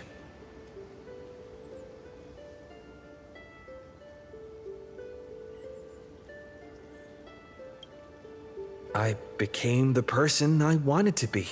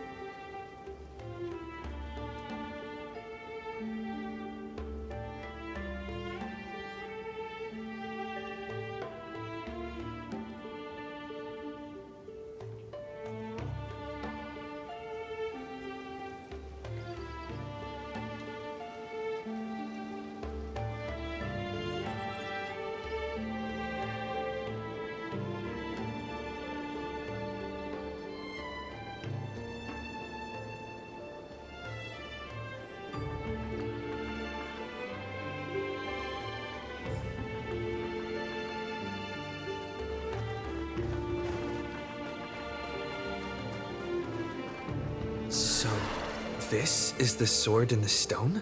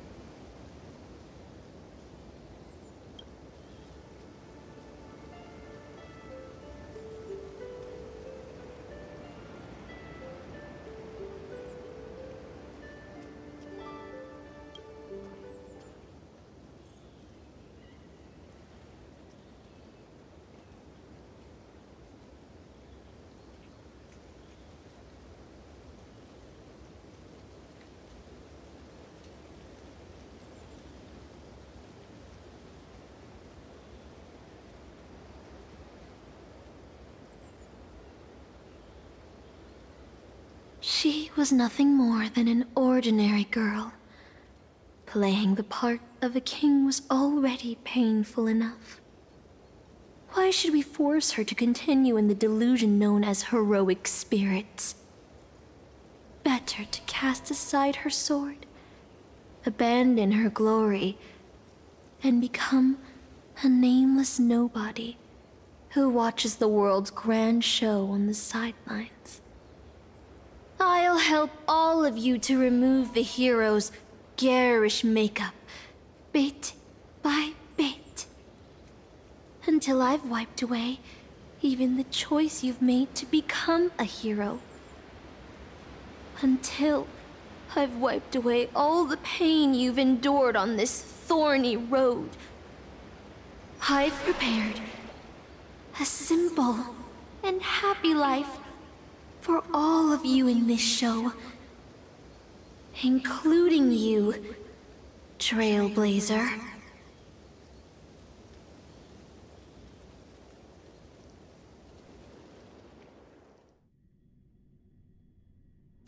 So, newcomer, are you staying? Someone like you has probably already burned through all your luck just trying to get into the Herta space station, but I'll go through the motions and confirm it anyway. Just so you know, working at the Department of Cosmic Geography isn't as easy as you think.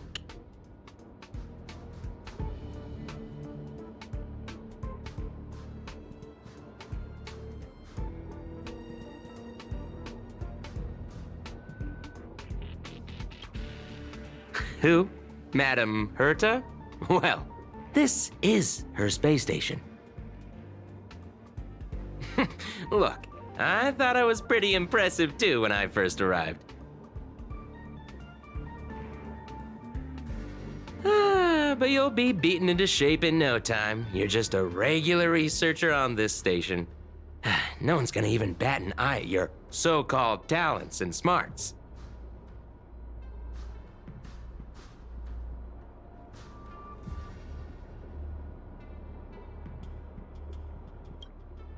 And I'm the cosmic geographer.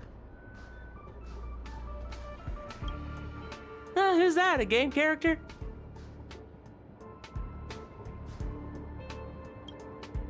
Are you dreaming or something? Maybe you should take a sick day and get a checkup at the medical department. I'm a bit of a fan of the Astral Express, and I know that every nameless who boards it has been through some incredible adventures. So, tell me, what great deeds have you done?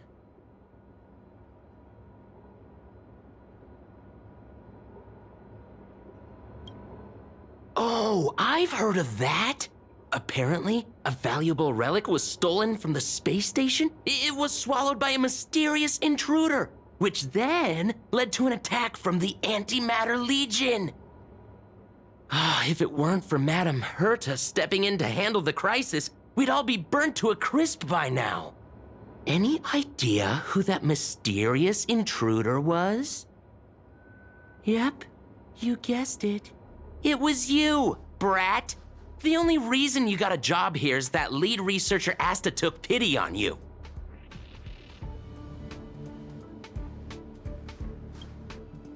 Oh, you mean the Lord Ravager who recently appeared on the Xianzhou and caused a huge ruckus? From what I've heard, her plan was foiled by the general of the Luofu, but the Xianzhou people paid a heavy price for it. Listen, don't use someone else's tragedy as your bragging material.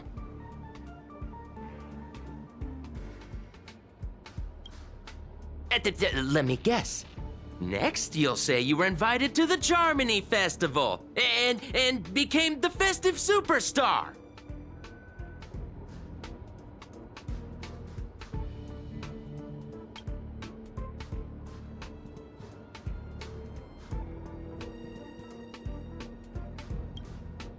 Oh, I know what's happening now. The Department of Implement Arts imported a batch of dream bubbles.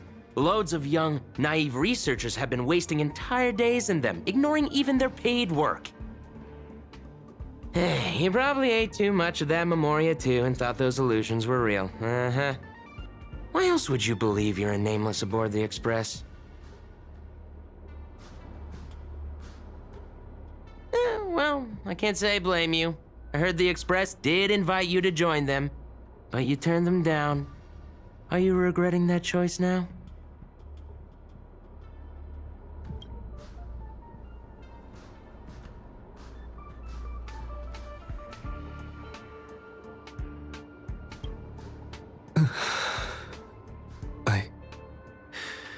I regret my choice.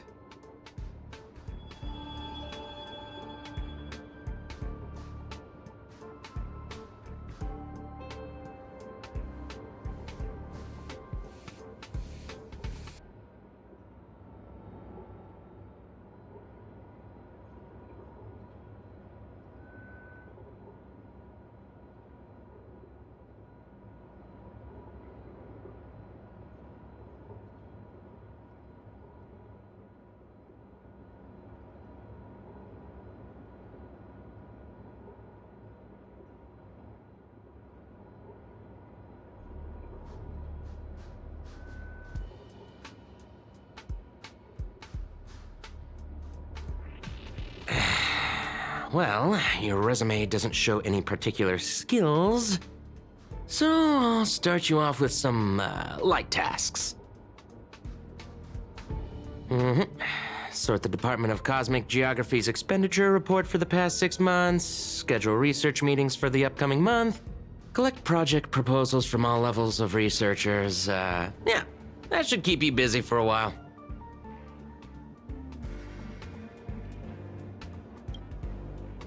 Don't be so surprised. Our department is at the bottom of the food chain on the station. This work happens all the time.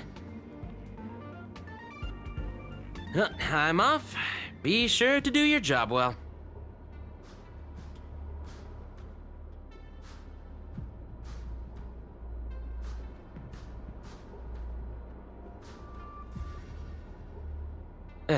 Yeah.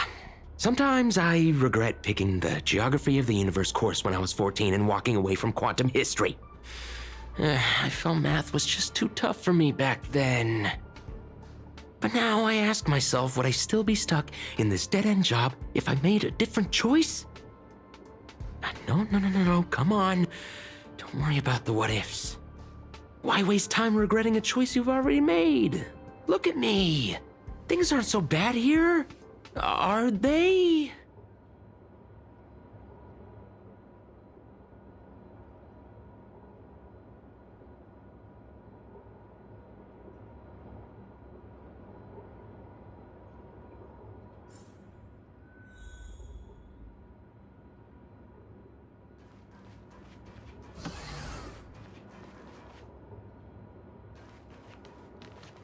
You're late, newcomer.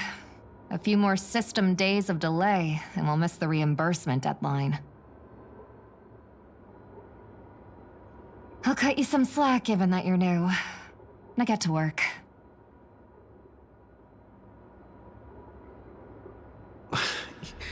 What a messy desk. Am I supposed to organize all this stuff? Where do I even start?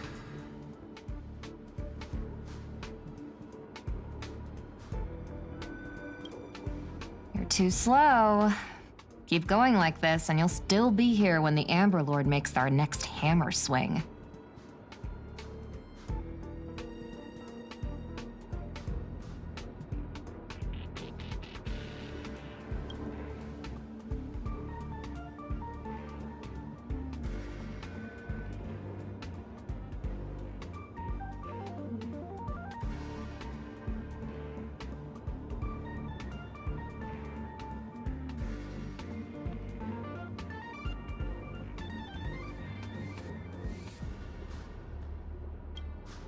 What are you standing around for? You think space bionic snails are going to do the work for you?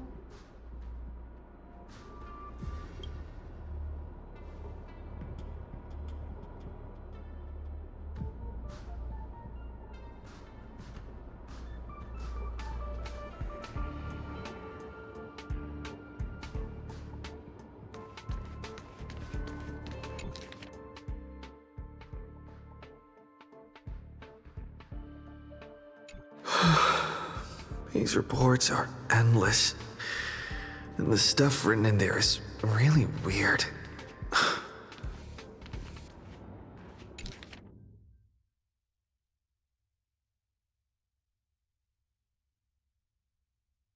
Hold on. I think I've seen that person over there before.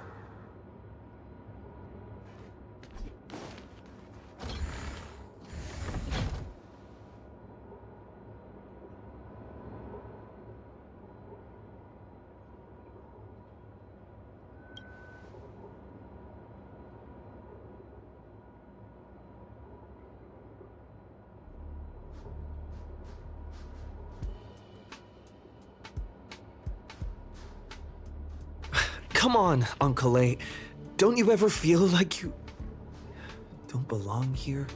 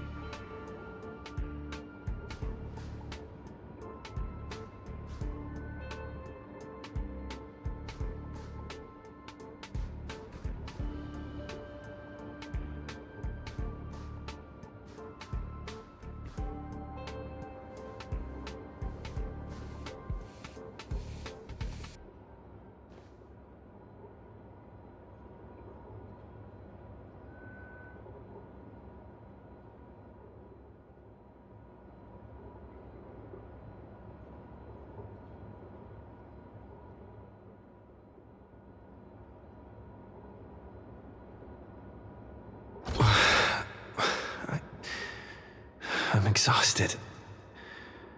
I feel like I can't even think anymore.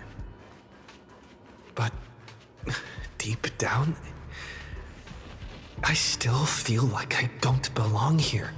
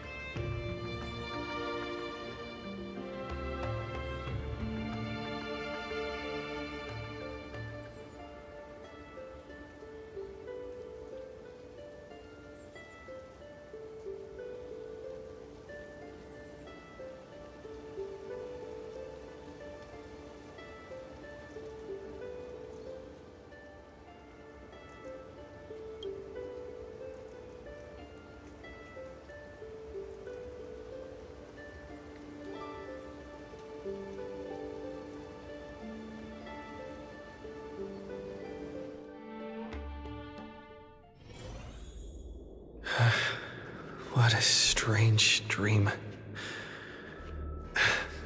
I should get to work. Scheduling Department of Cosmic Geography meetings for the next month. This should be easier than yesterday, right?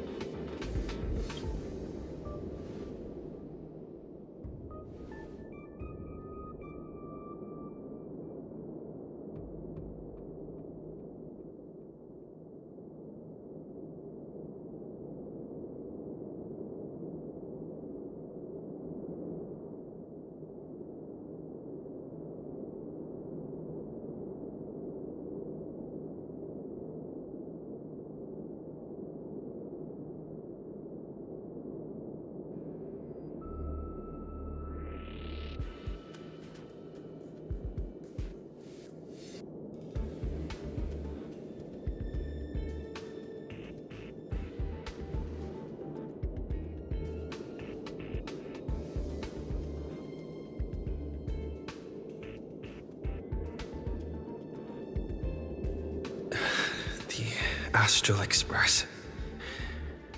I turned down their invitation back then. Did I really make the right choice?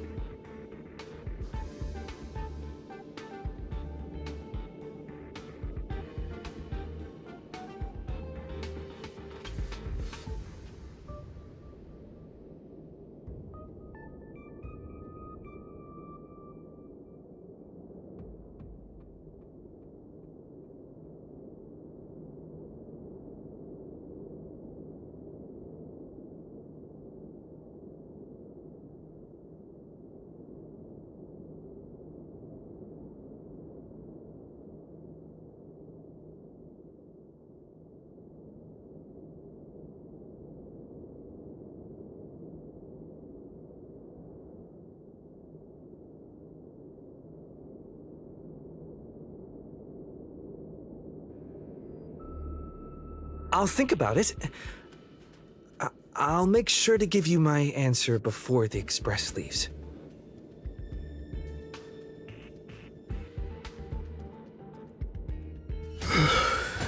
I'm so tired. Maybe I should head back first. The Astral Express.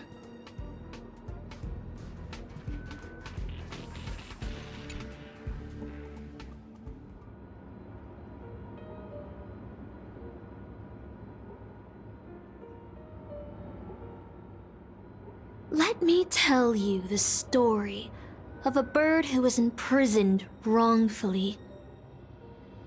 She was once a singer, thrown into a dark cell for composing songs that the powerful didn't like.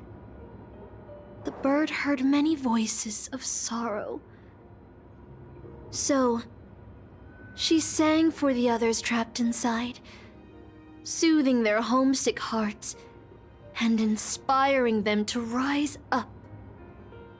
In the end, the bird broke free with a pocket watch, a wolf, and countless companions by her side.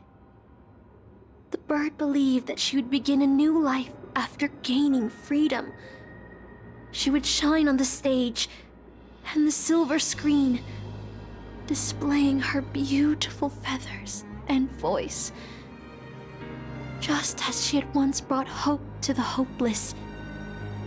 But she was wrong. Penaconii soon became unrecognizable.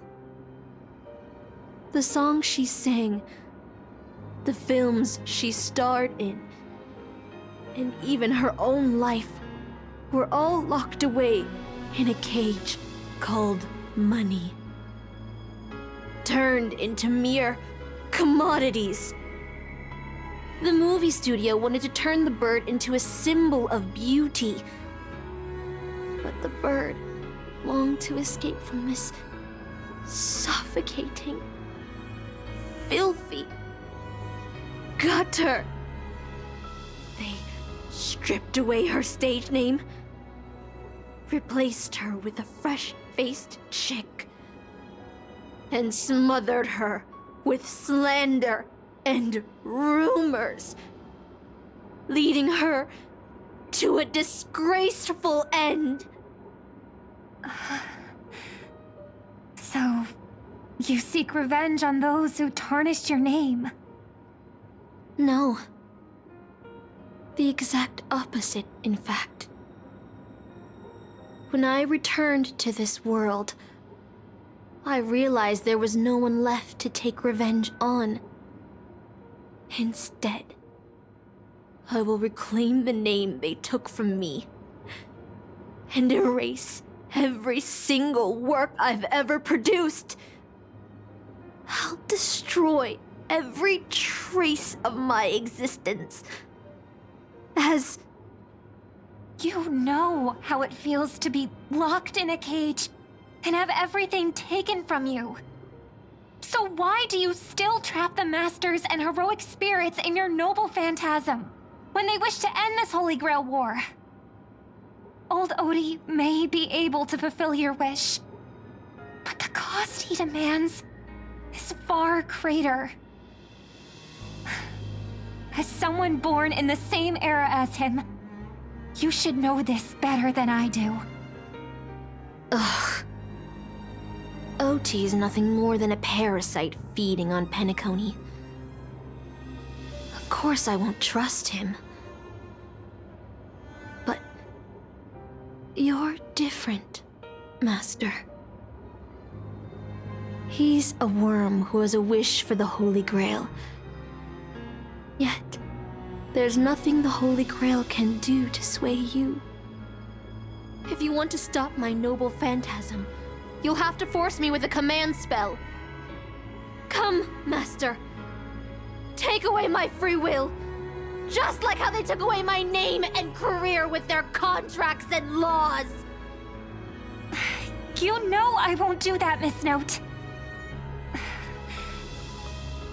Let's make a wager. I've never once gambled in my life. I bet that those masters and servants will not yield to your noble phantasm, even though you've stripped their identity as heroes. I trust them. I will wait and see.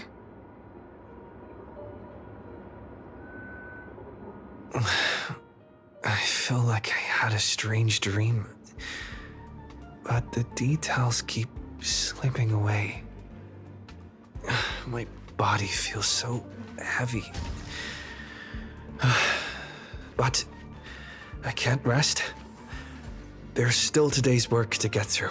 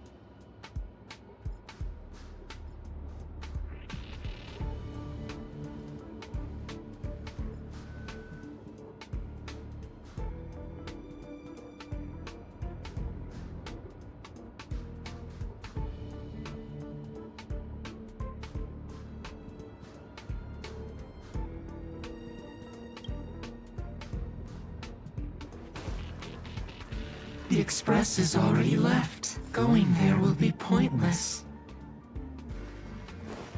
Let's go to the lab. Hit the cafeteria. Let's go fishing together. Let's go watch 'em. Isn't life on the space station wonderful? People would kill just to live the life you have here. There's no antimatter legion.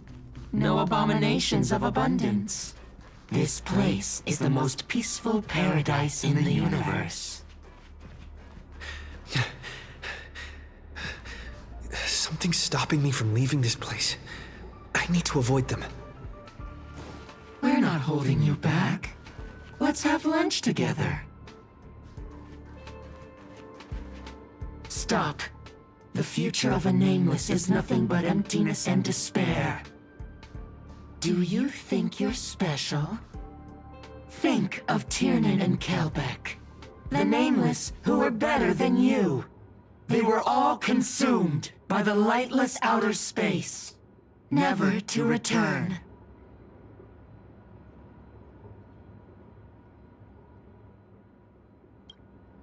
So you'll finally admit that I'm a nameless!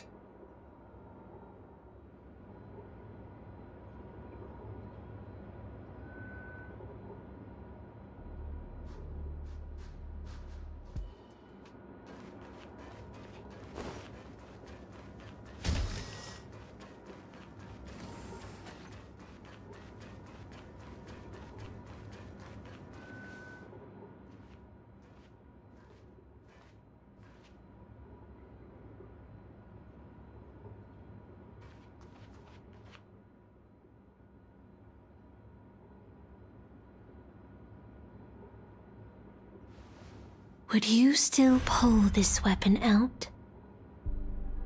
Even if it'll bring about a tragic end?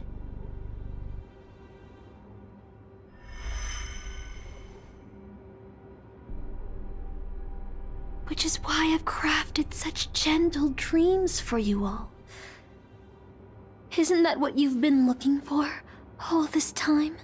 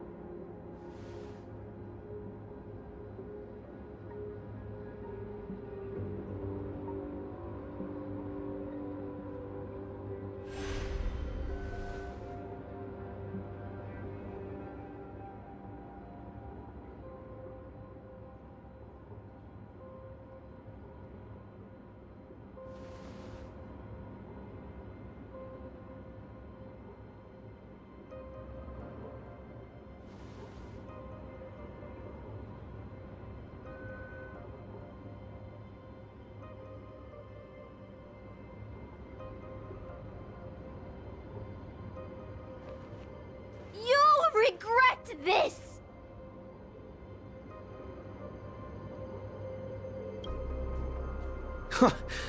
I'll never regret.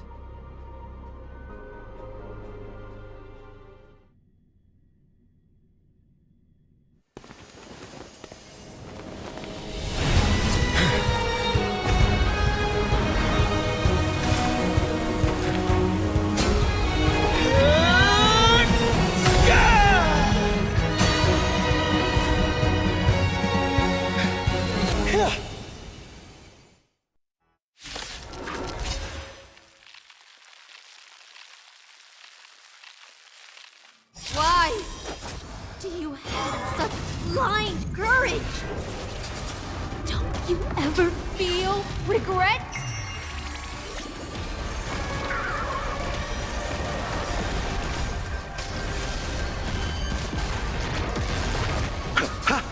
Torment and doubt, farewell. Feeling spiffy?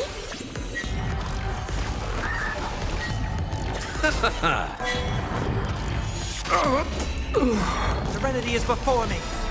I will watch over you and guide you on your path.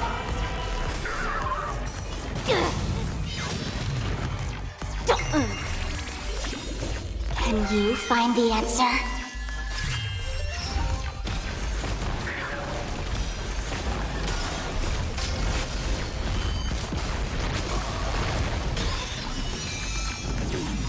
The dead return! I can't become a fool like you. And I won't agree with your choices.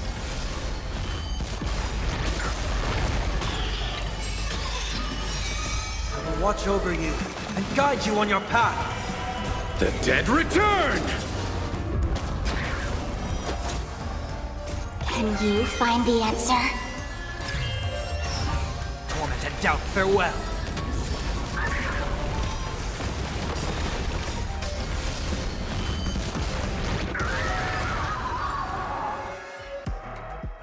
I failed.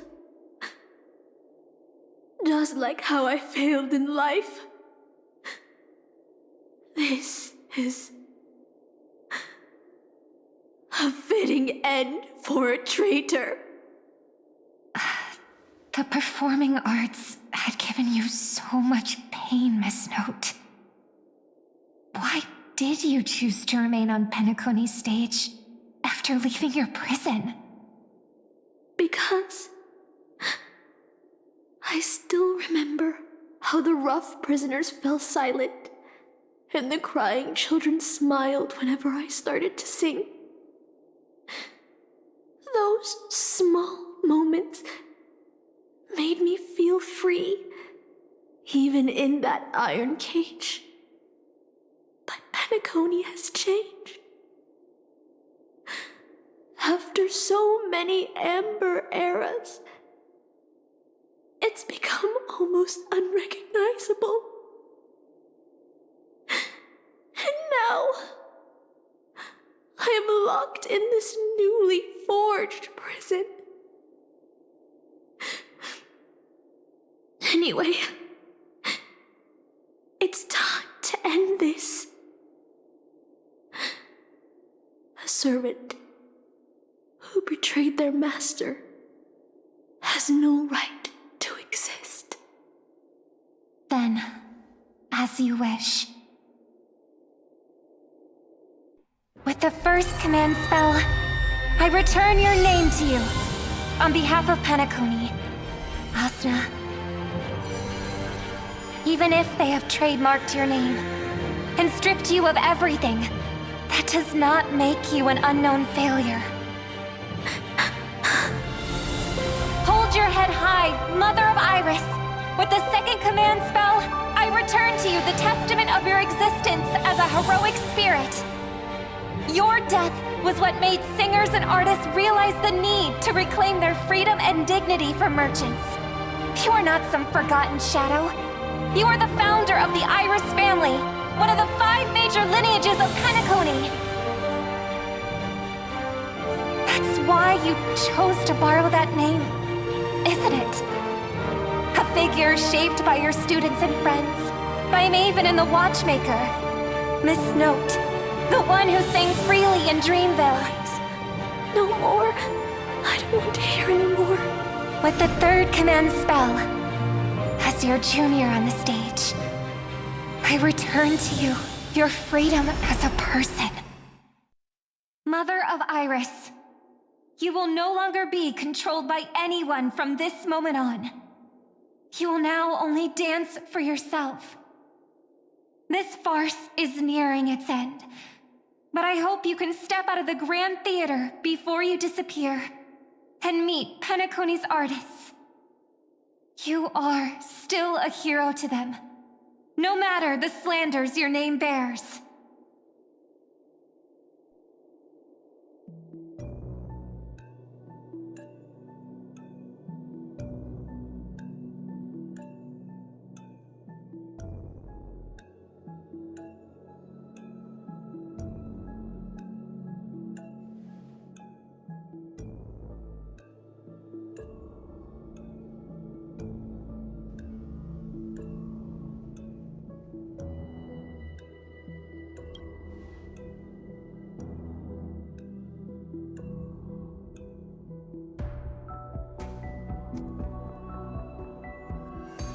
Boot Hill and the others got out too. Should I go check on them?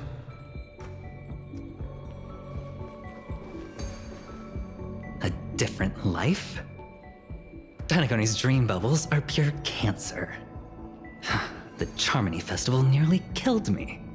And that servant's fantasy almost finished the job. So, where did she put you? I had a dream where I could never win.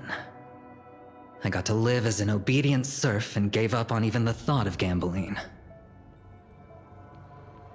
Darn right.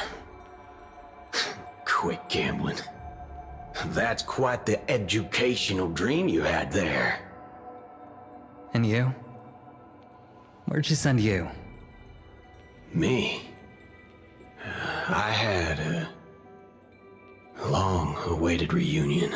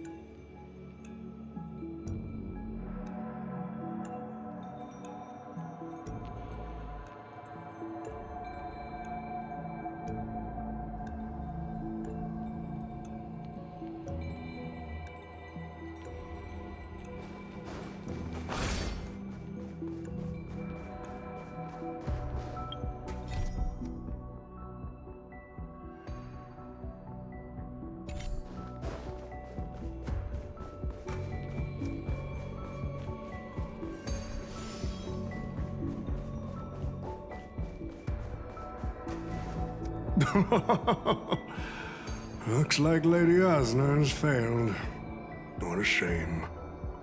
She was just one step away from tearing the flame of dreams off the servants and tossing them into the Holy Grail as fuel. But that's the business world for you. No matter how capable your collaborator is, you gotta handle the most critical parts yourself. Oh, Butchhead. It's time to tell us what kind of stinking pie you're cooking up with this Holy Grail war.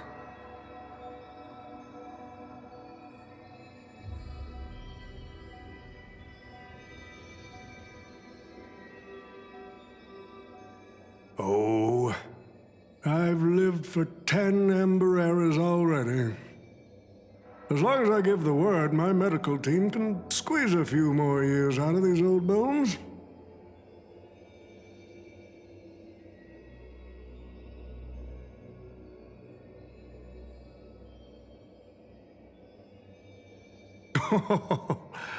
What a great misunderstanding. There are no enemies that can't be made into friends in the world of business. Good point. But I'm still very curious about your little scheme.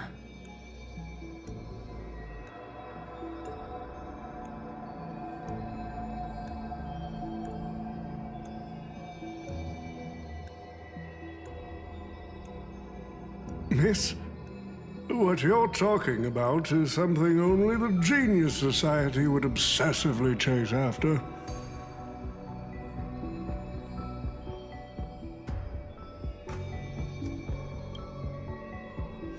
I've been very clear about this from the start. The Charmony Festival met a hasty rap. And Peniconii needs a fresh economic boost. We need to create a business venture that will grab everyone's attention.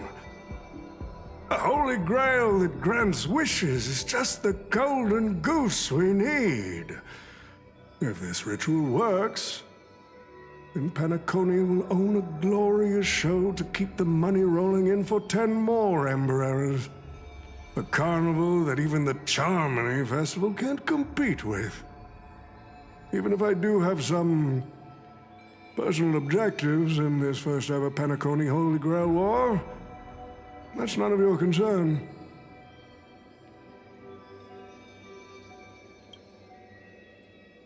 What I like is watching people swarm into Penaconi, spending their entire fortunes just to buy a chance to enter the Holy Grail War. I like having alfalfa credits pour out of the gilded hour, entering the cosmic exchange. I like seeing my business rivals being crushed and manipulated, and then lose everything in the end. I like to acquire companies that I've never heard of, fusing them into my empire with a mere wave of my pen.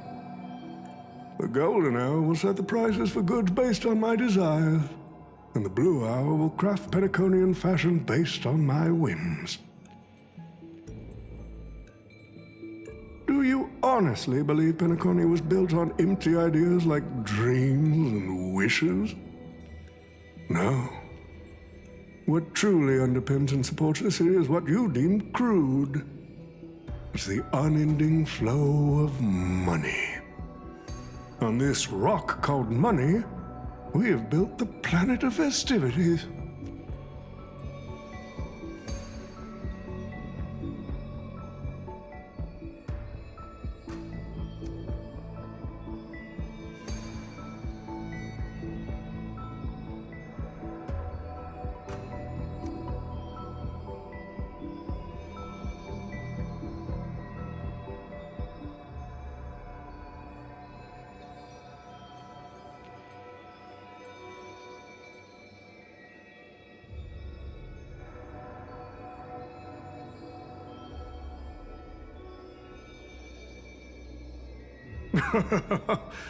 It seems you're all eager to prepare for my demise.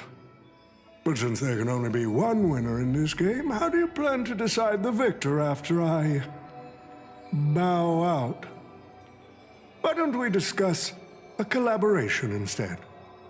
Whoever can eliminate the others shall have the chance to make their wish to the Holy Grail. I will give you that right. We can even formalize it with a contract, using precise logical language to word our wishes, ensuring the Holy Grail fulfills everyone's desires. After all, isn't this the very moment you've all been fighting for? Masters and servants?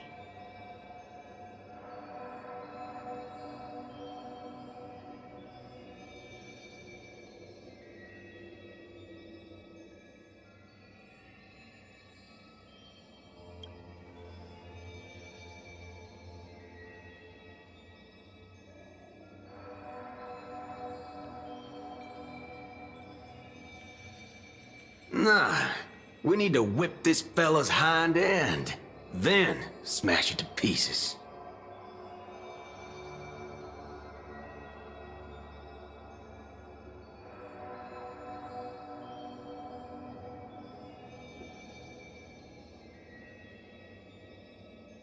Well, I've already been the scapegoat once today, so I'll pass this opportunity to Mr. Odie.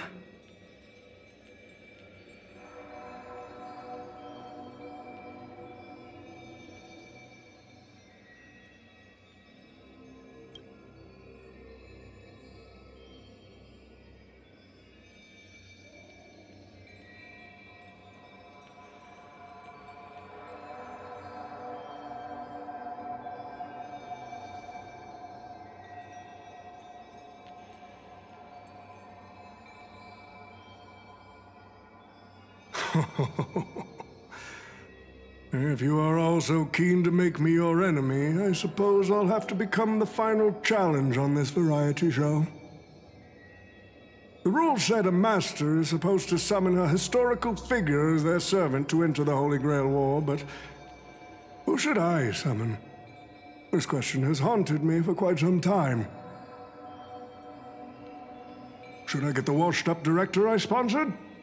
Or the legendary star whose name I purchased? No, they are not worthy of being my servant.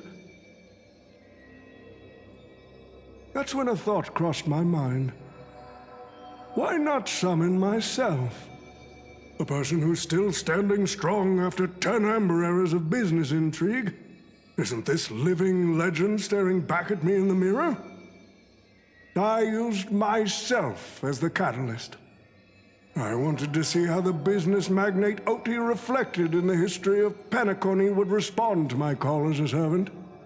I wanted to see how people truly view me in history.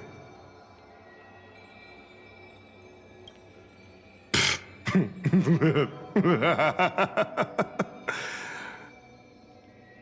answer really hurts. To them, I'm nothing but a parasite, sucking out the sap of Penicone's oak from the top. A bug, madly devouring wealth. Do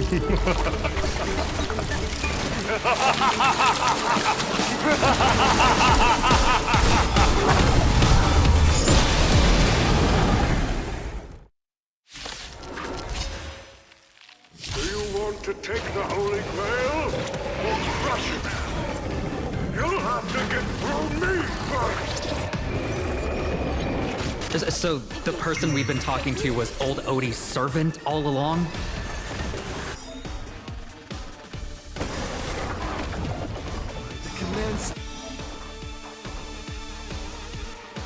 I order you, Saber! Destroy all that is evil!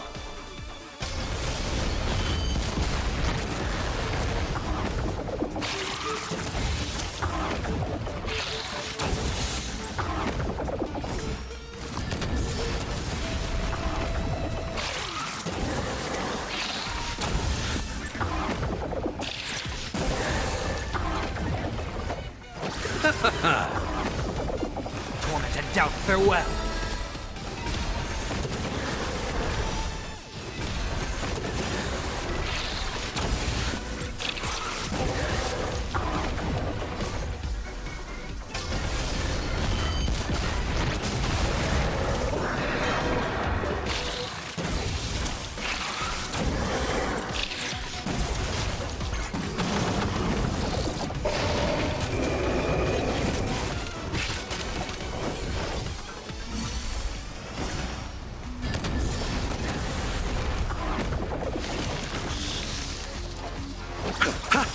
Eternals, the dead return! Repay! I'll overcome. Serenity is before me. In this mortal, I will watch over you and guide you on your path.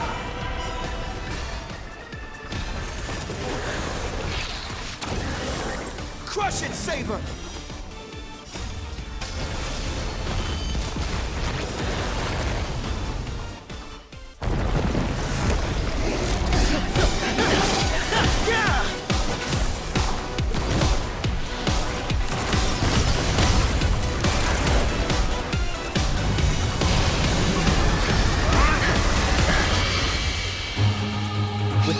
The command spell, I command you to release your noble phantasm and shatter the Holy Grail!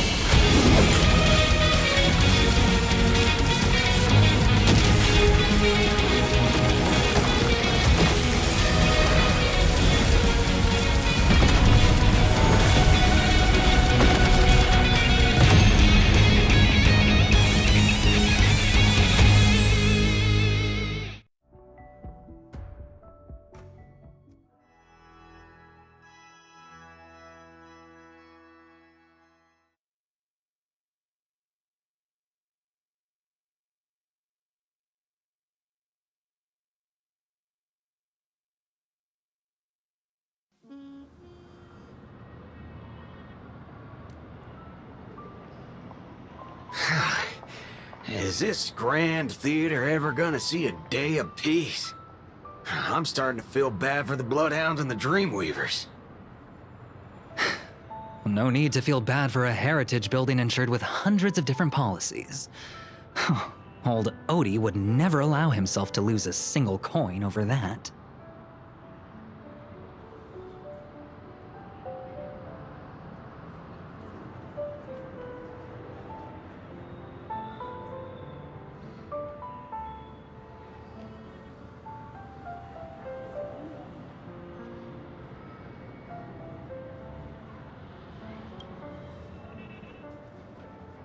Unfortunately, no master was harmed in the making of this show. Even if we tried to hold him accountable, he'd probably just brush it off with his usual tricks. The best legal team money can buy, and sky-high compensation. And I fear the Holy Grail War has already given him returns far beyond what he's put into it. The silver lining is that this little spectacle will serve as the perfect excuse during negotiations for Madame Jade to pry open an even bigger opportunity in Peniconii.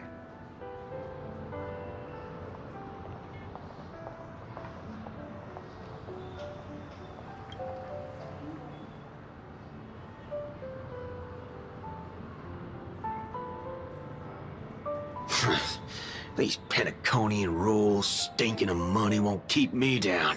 Lancer, let's go take care of that old fudger.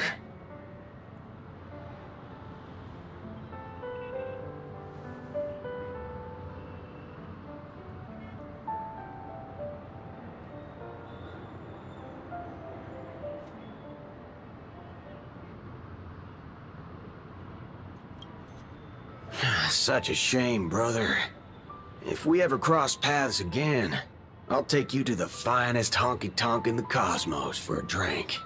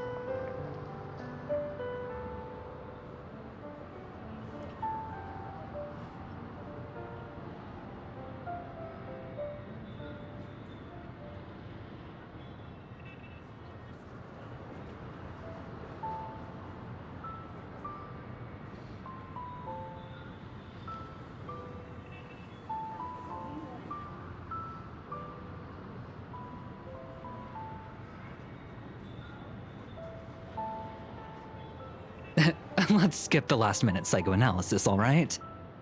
And when it comes to fashion, you're not much better than me, Guardian of Humanity.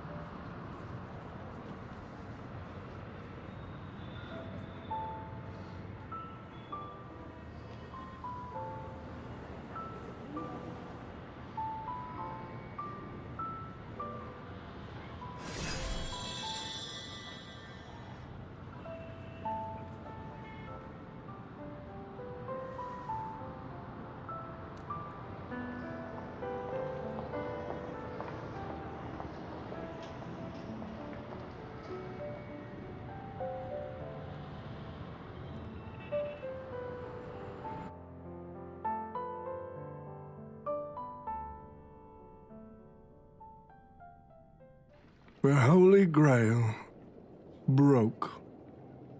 What a shame. People have pursued it, fought for it, made sacrifices for it, and died for it. Much like they did for our own Penaconi. They poured their dreams into Penaconi to shape the planet into what it is today. But the question is, has Penaconi ever answered their dreams? Look at this Memoria singularity. 10 amber eras have passed. And out of those who once came here to build Penaconi from the ground up, only one despicable old man is left.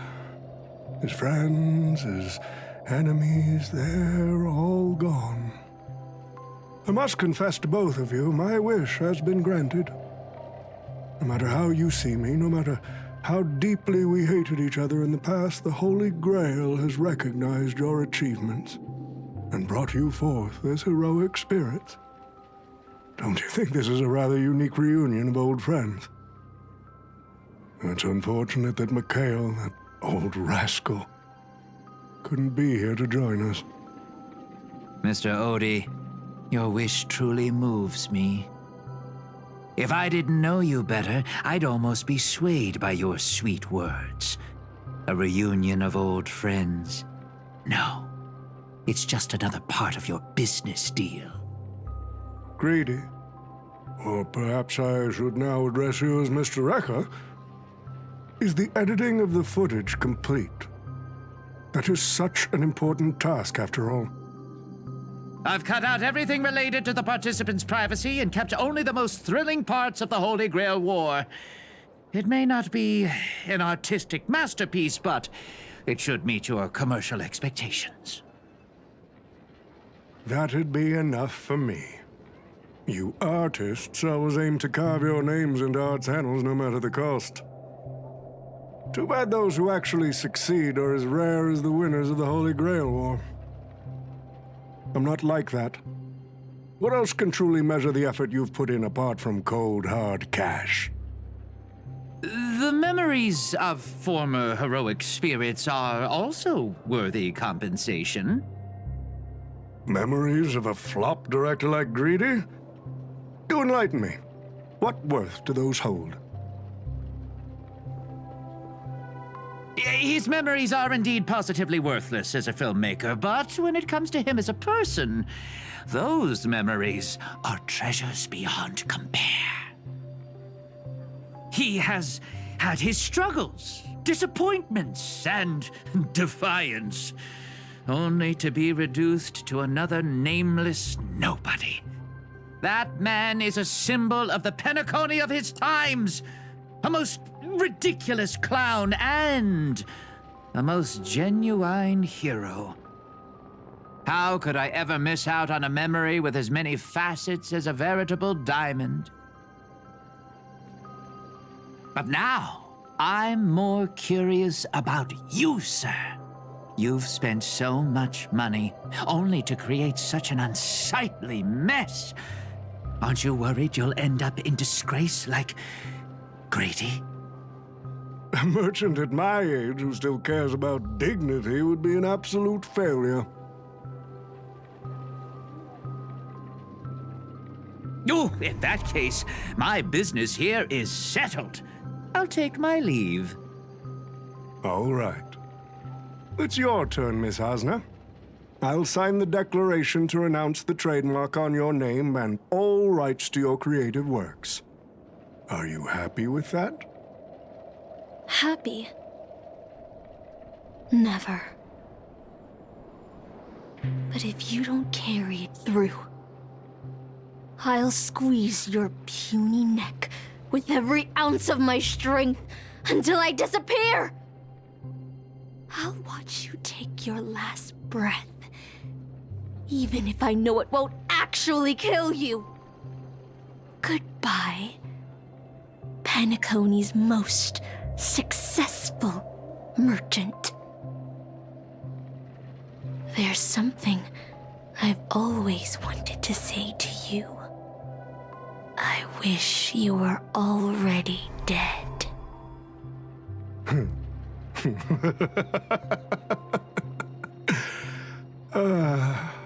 Now that's a heartfelt confession.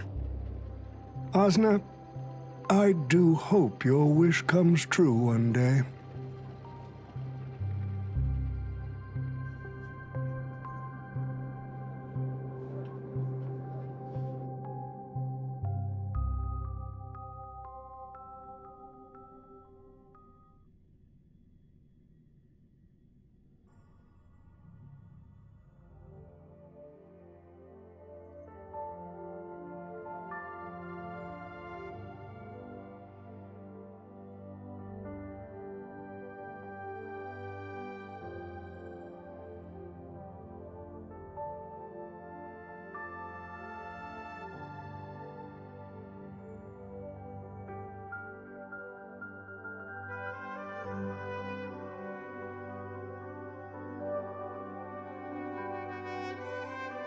March 7th is always bringing back bizarre and curious things.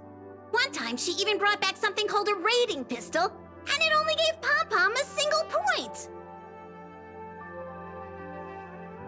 Also, watch out for Himiko's coffee. It's the most terrifying beverage Pom-Pom's ever encountered. But please don't ever tell her that to her face. Is it worse than the tea from Granholm's hometown? 100 times worse. I'd love to have a try. And that person is always dragging March 7th into trouble. Pom-Pom had such high hopes for Dan Heng, but even he started to follow along now.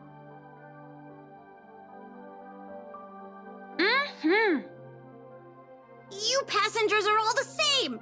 Mikhail, you're spacing out again. What's going through that head of yours?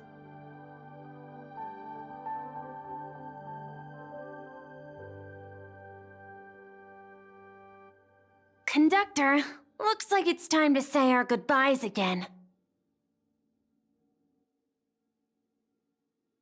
Will you be returning to the Express? Maybe. I'm just happy to hear that so many people like me have boarded the Express over the years.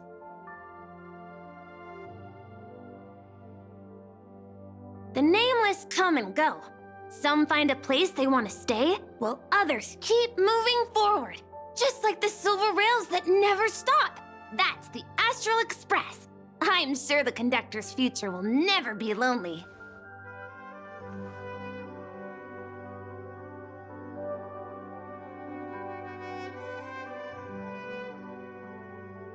The Holy Grail War is coming to an end, and wandering souls must return to their rest.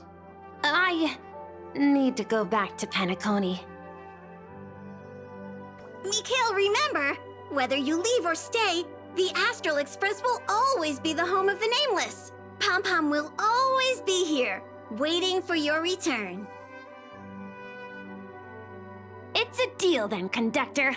The next time the Express stops at Peniconii, please sound the horn for me, Rosalina, and Tiernan. If we can hear it, then we'll definitely come visit you. It's a promise.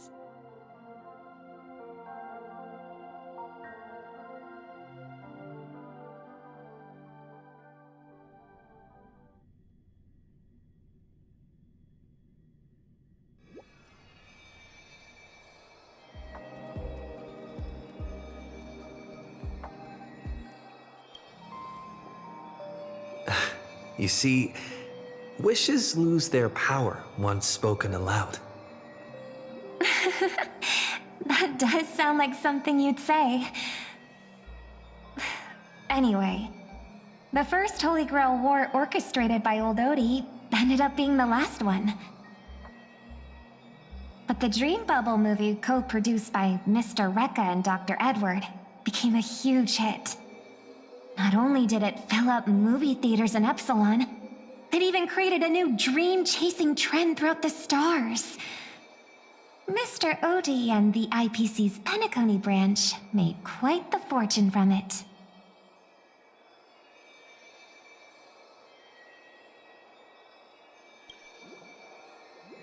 As Mr. Adventuring guest, Odie simply brushed everything off as entertainment when questioned about placing family heads and shareholders in danger.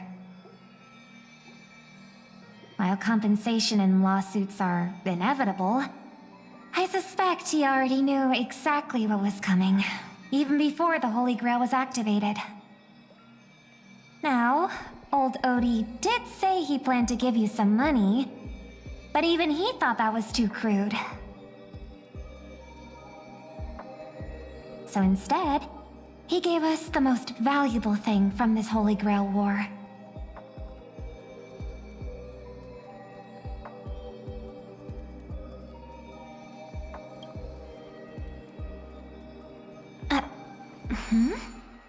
There's something inside the Holy Grail. I think this is a note for you. Hey, brother, since you all look pretty busy, I headed out with Hook. Big thanks to Mr. Odie for buying this rare trinket I got my hands on. That's how I could afford this spontaneous trip. By the way, aren't you curious what old Sempo's wish to the Holy Grail was? I knew it, bro! You're still thinking about old Sempo, and I won't lie, the audience is waiting for it too. All right, folks, the show's over, but if there's anything still out there that can hear and fulfill my wish, I wish for everyone in the world to be happy, joyful, free, and have their every desire fulfilled. Hee hee.